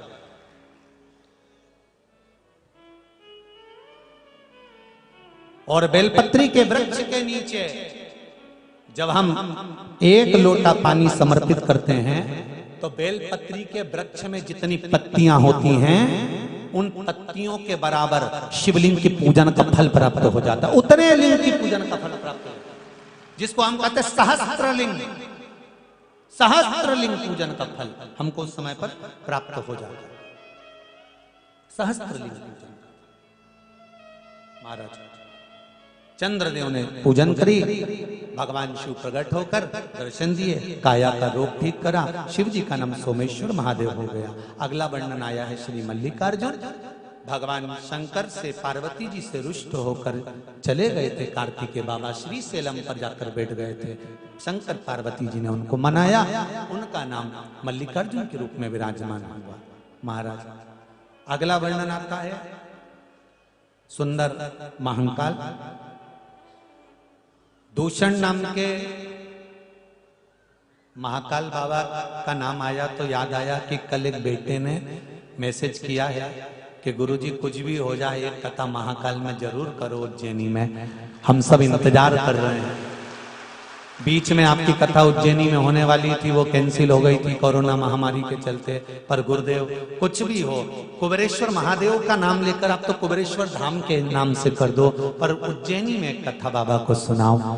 मैं प्रयास करूंगा, पूर्ण तरह से प्रयास करेंगे। एक 84 महादेव की यात्रा रह गई है, वो करते हुए उज्जैनी में प्रयास करेंगे कि शिव महापुराण की कथा हो। उज्जैन में भी हम बात करेंगे और साथ में वहां पर दिलीप गुरु हैं, केतन महेश्वरी हैं, मनोज जी हैं, सुभाष जी हैं, इन सबसे चर्चा कर कर गोपाल मंदिर वाले महाराज जी हैं, रामचंद्र जी, उनसे भी बात करेंगे। और कथा वैसे तो सब कराने वाला देवाधिदेव महादेव है। जब यहाँ पर 11 रुद्र मंदिर की जगह मां अंबिका के मंदिर बना सकता है तो उज्जैनी में कथा नहीं करा सकता। तो ये तो शिव बैठा है कराने वाला, उसकी चिंता नहीं है। बाबा देवाधिदेव महादेव कुबेर भंडारी जब चाहेगा तब होगा। हम पूरा प्रयास करेंगे कि उज्जैन में कथा हो और प्रयास पूरा रहेगा, जो बाबा की मर्जी होगी आगे, महाकाल राजा की इच्छा। कथा आती है महाकाल बाबा, दूषण नाम का राक्षस ब्राह्मण के बच्चों को निचोड़कर उसका रक्त पीता था। बड़े दुखी हो गए ब्राह्मण, भगवान से जाकर निवेदन करा। शिवजी ने कहा मैं दूषण नाम के राक्षस को मार तो दूंगा, पर बात इतनी सी है कि इस दूषण का जो रक्त गिरेगा ये 84 रूप ले सकता। अगर एक काम होए, मेरी बहन छिप्रिया आ जाए और छिप्रिया आए पानी का रूप लेकर आए, जैसे ही रक्त की बूंद नीचे गिरे और छिप्रिया पानी से धो दे तो दूषण का दूसरा अवतार नहीं होगा और मैं इसको मार दूंगा। दूषण को मारने के लिए जैसे आतुर हुए और दूषण का रक्त गिरना चालू हुआ, पर छिप्रिया नहीं आई, समय लग गया छिप्रिया को आने। छिप्रिया बाद में आई और छिप्रिया ने देखा तो 84 दूषण तैयार खड़े थे। छिप्रिया ने कहा हुआ क्या, इतने सारे असुर कैसे आ गए? तो क्या आप नहीं आई महारानी जी? शिवजी ने कहा बहन तूने आने में देरी कर दी। छिप्रिया ने कहा तुम चिंता मत करो भैया, तुम्हारी बहन में वो बल है कि मैं भाई को 84 रूप में बांट सकती हूं। और एक बात आज फिर कहूंगा, गौ, ब्राह्मण और बेटी में वो बल होता है कि काल को भी टाल सकती है। बहन बेटी काल को भी टाल सकती है। एक गाय काल को भी टाल सकती है, एक ब्राह्मण काल को भी टाल सकता है। छिप्रिया ने 84 रूप शंकर जी के बना दिए। शंकर जी ने दूषण के टुकड़े टुकड़े कर कर संहार कर दिया। शिव 84 रूप में विराजमान हो गए। पूरे भारत की भूमि पर एक ही धरा है, उज्जैनी महाकाल की नगरी, जहां पर 84 महादेव आज भी विराजमान। 84 महादेव आज भी विराजमान। कौन से महादेव को क्या चढ़ता है, कौन से महादेव से क्या कहना चाहिए, कौन से महादेव की कैसे पूजन करना चाहिए, ये भी अलग अलग प्रसंग है। जैसे शिव मंदिर में पार्वती, शंकर, गणेश जी, कार्तिकेय सब होते हैं, तो इसको कहते हैं शिव परिवार। और शिव जी की एक पंचायत होती है जिसमें सूर्य नारायण, भगवान विष्णु, गणेश जी, पार्वती जी, मतलब शेरावाली दुर्गा जी, और उसमें पार्वती जी नहीं होती, उसमें शेरावाली दुर्गा जी होती है, और शंकर जी होते हैं। ये 5 जहां रहते हैं इसको कहते हैं शिव पंचायत। अगली जो कथा 24 तारीख से 30 तारीख तक छत्तीसगढ़ में होने जा रही है, वो कथा का नाम रहेगा शिव पंचायत, शिव महापुराण की कथा। उसमें हम समझेंगे भगवान शंकर की 5 पंचायत में ये पांचों का क्या रोल है, क्यों इनका वर्णन है। भारत की भूमि पर शिव परिवार के मंदिर ज्यादा होते हैं, शिव पंचायत का मंदिर क्यों नहीं होता, वो समझना है। शिव पंचायत का मंदिर एक उज्जैन, एक काशी, एक इंदौर, ऐसे 3-4 जगह पर है। तो क्यों नहीं होता शिव पंचायत का मंदिर, तो वो भी हमको समझना है। तो ये कथा 2 बजे से 5 बजे तक आस्था चैनल पर आएगी, उसको श्रवण करेंगे। भगवान शिव का नाम महाकाल हो गया। अगला वर्णन आया है ओमकारेश्वर, विंध्य नामक पर्वत ने तप कर कर साधना करी, ओमकारेश्वर के रूप में प्रकट हुए। अगला वर्णन आया है केदारनाथ, नर नारायण ने तप कर कर भगवान शिव को पाया। फिर आया है भीमाशंकर, भगवान शंकर ने भीम रूपी राक्षस का संहार कर कर भीमाशंकर के रूप में विराजमान हुए। अगला वर्णन आया है काशी विश्वनाथ, मनु शत्रुपा ने तप कर कर शिव को प्राप्त करा। फिर आया त्र्यंबकेश्वर, गौतम बाबा के ऊपर गौ हत्या का दोष लगा। ब्रह्मा विष्णु महेश ने प्रकट होकर जल की धार गंगा देकर गौतम बाबा का स्नान कराकर शुद्ध किया, त्र्यंबकेश्वर के रूप में विराजमान हुए। फिर वैद्यनाथ जी का वर्णन आया। रावण को लघु शंका लगी, शिव जी को भूमि पर रखा, उठा नहीं, शिव जी वहां विराजमान हो गए। अगला वर्णन है नागेश्वर, दारुक नाम के राक्षस का संहार शिव जी ने करा। अगला वर्णन है रामेश्वर, राम जी महाराज ने एक सुंदर पार्थिव शिवलिंग का निर्माण कर कर उसका पूजन करा, रामेश्वर के रूप में विराजमान हुए। फिर अगला वर्णन आया है श्री कृष्णेश्वर, सुधर्म नाम के ब्राह्मण के यहाँ 2 धर्म पत्नी थी, सुदया और घोषमा। घोषमा के घर में संतान हुई, ब्राह्मण ने कहकर उसे सुदेहा को दिला दिया। सुदेहा की घर में बहू आई, उसको मालूम पड़ा मेरी असली सास तो घोषमा है, उसने इसको पूछना बंद कर दिया। तो इसने अपने बेटे के टुकड़े कर कर तालाब में फेंक दिए। घोषमा शिव जी का शिवलिंग बनाकर पूजन कर कर विसर्जन को गई। बेटे को याद करा, 1 हफ्ते पुराना मरा हुआ बेटा तैरते हुए बाहर निकल कर आ गया। शिव जी का नाम कृष्णेश्वर महादेव हो गया। ऐसा 12 ज्योतिर्लिंग का स्मरण कराया। देवाधिदेव महादेव की यह पावन शिव महापुराण की कथा भगवान शिव की कृपा से, देवाधिदेव महादेव की कृपा से, भगवान शंकर की करुणा से आज यहाँ पर विराम लेने जा रही है। बाबा देवाधिदेव महादेव की ये पावन धरा 24 अवतार मंदिर का पावन प्रांगण, जहां 11 रुद्र मंदिर के निर्माण हेतु ये पावन कथा का रसास्वादन किया। आप सभी लोगों ने आस्था चैनल, फेसबुक, यूट्यूब के माध्यम से कथा श्रवण करी है। पूरे पंडाल में बैठकर कथा का रसपान करा, बहुत भाव से सुना। बाबा आपके हृदय की मनोकामना पूर्ण करे और बुलाता रहे, यही बाबा से निवेदन है।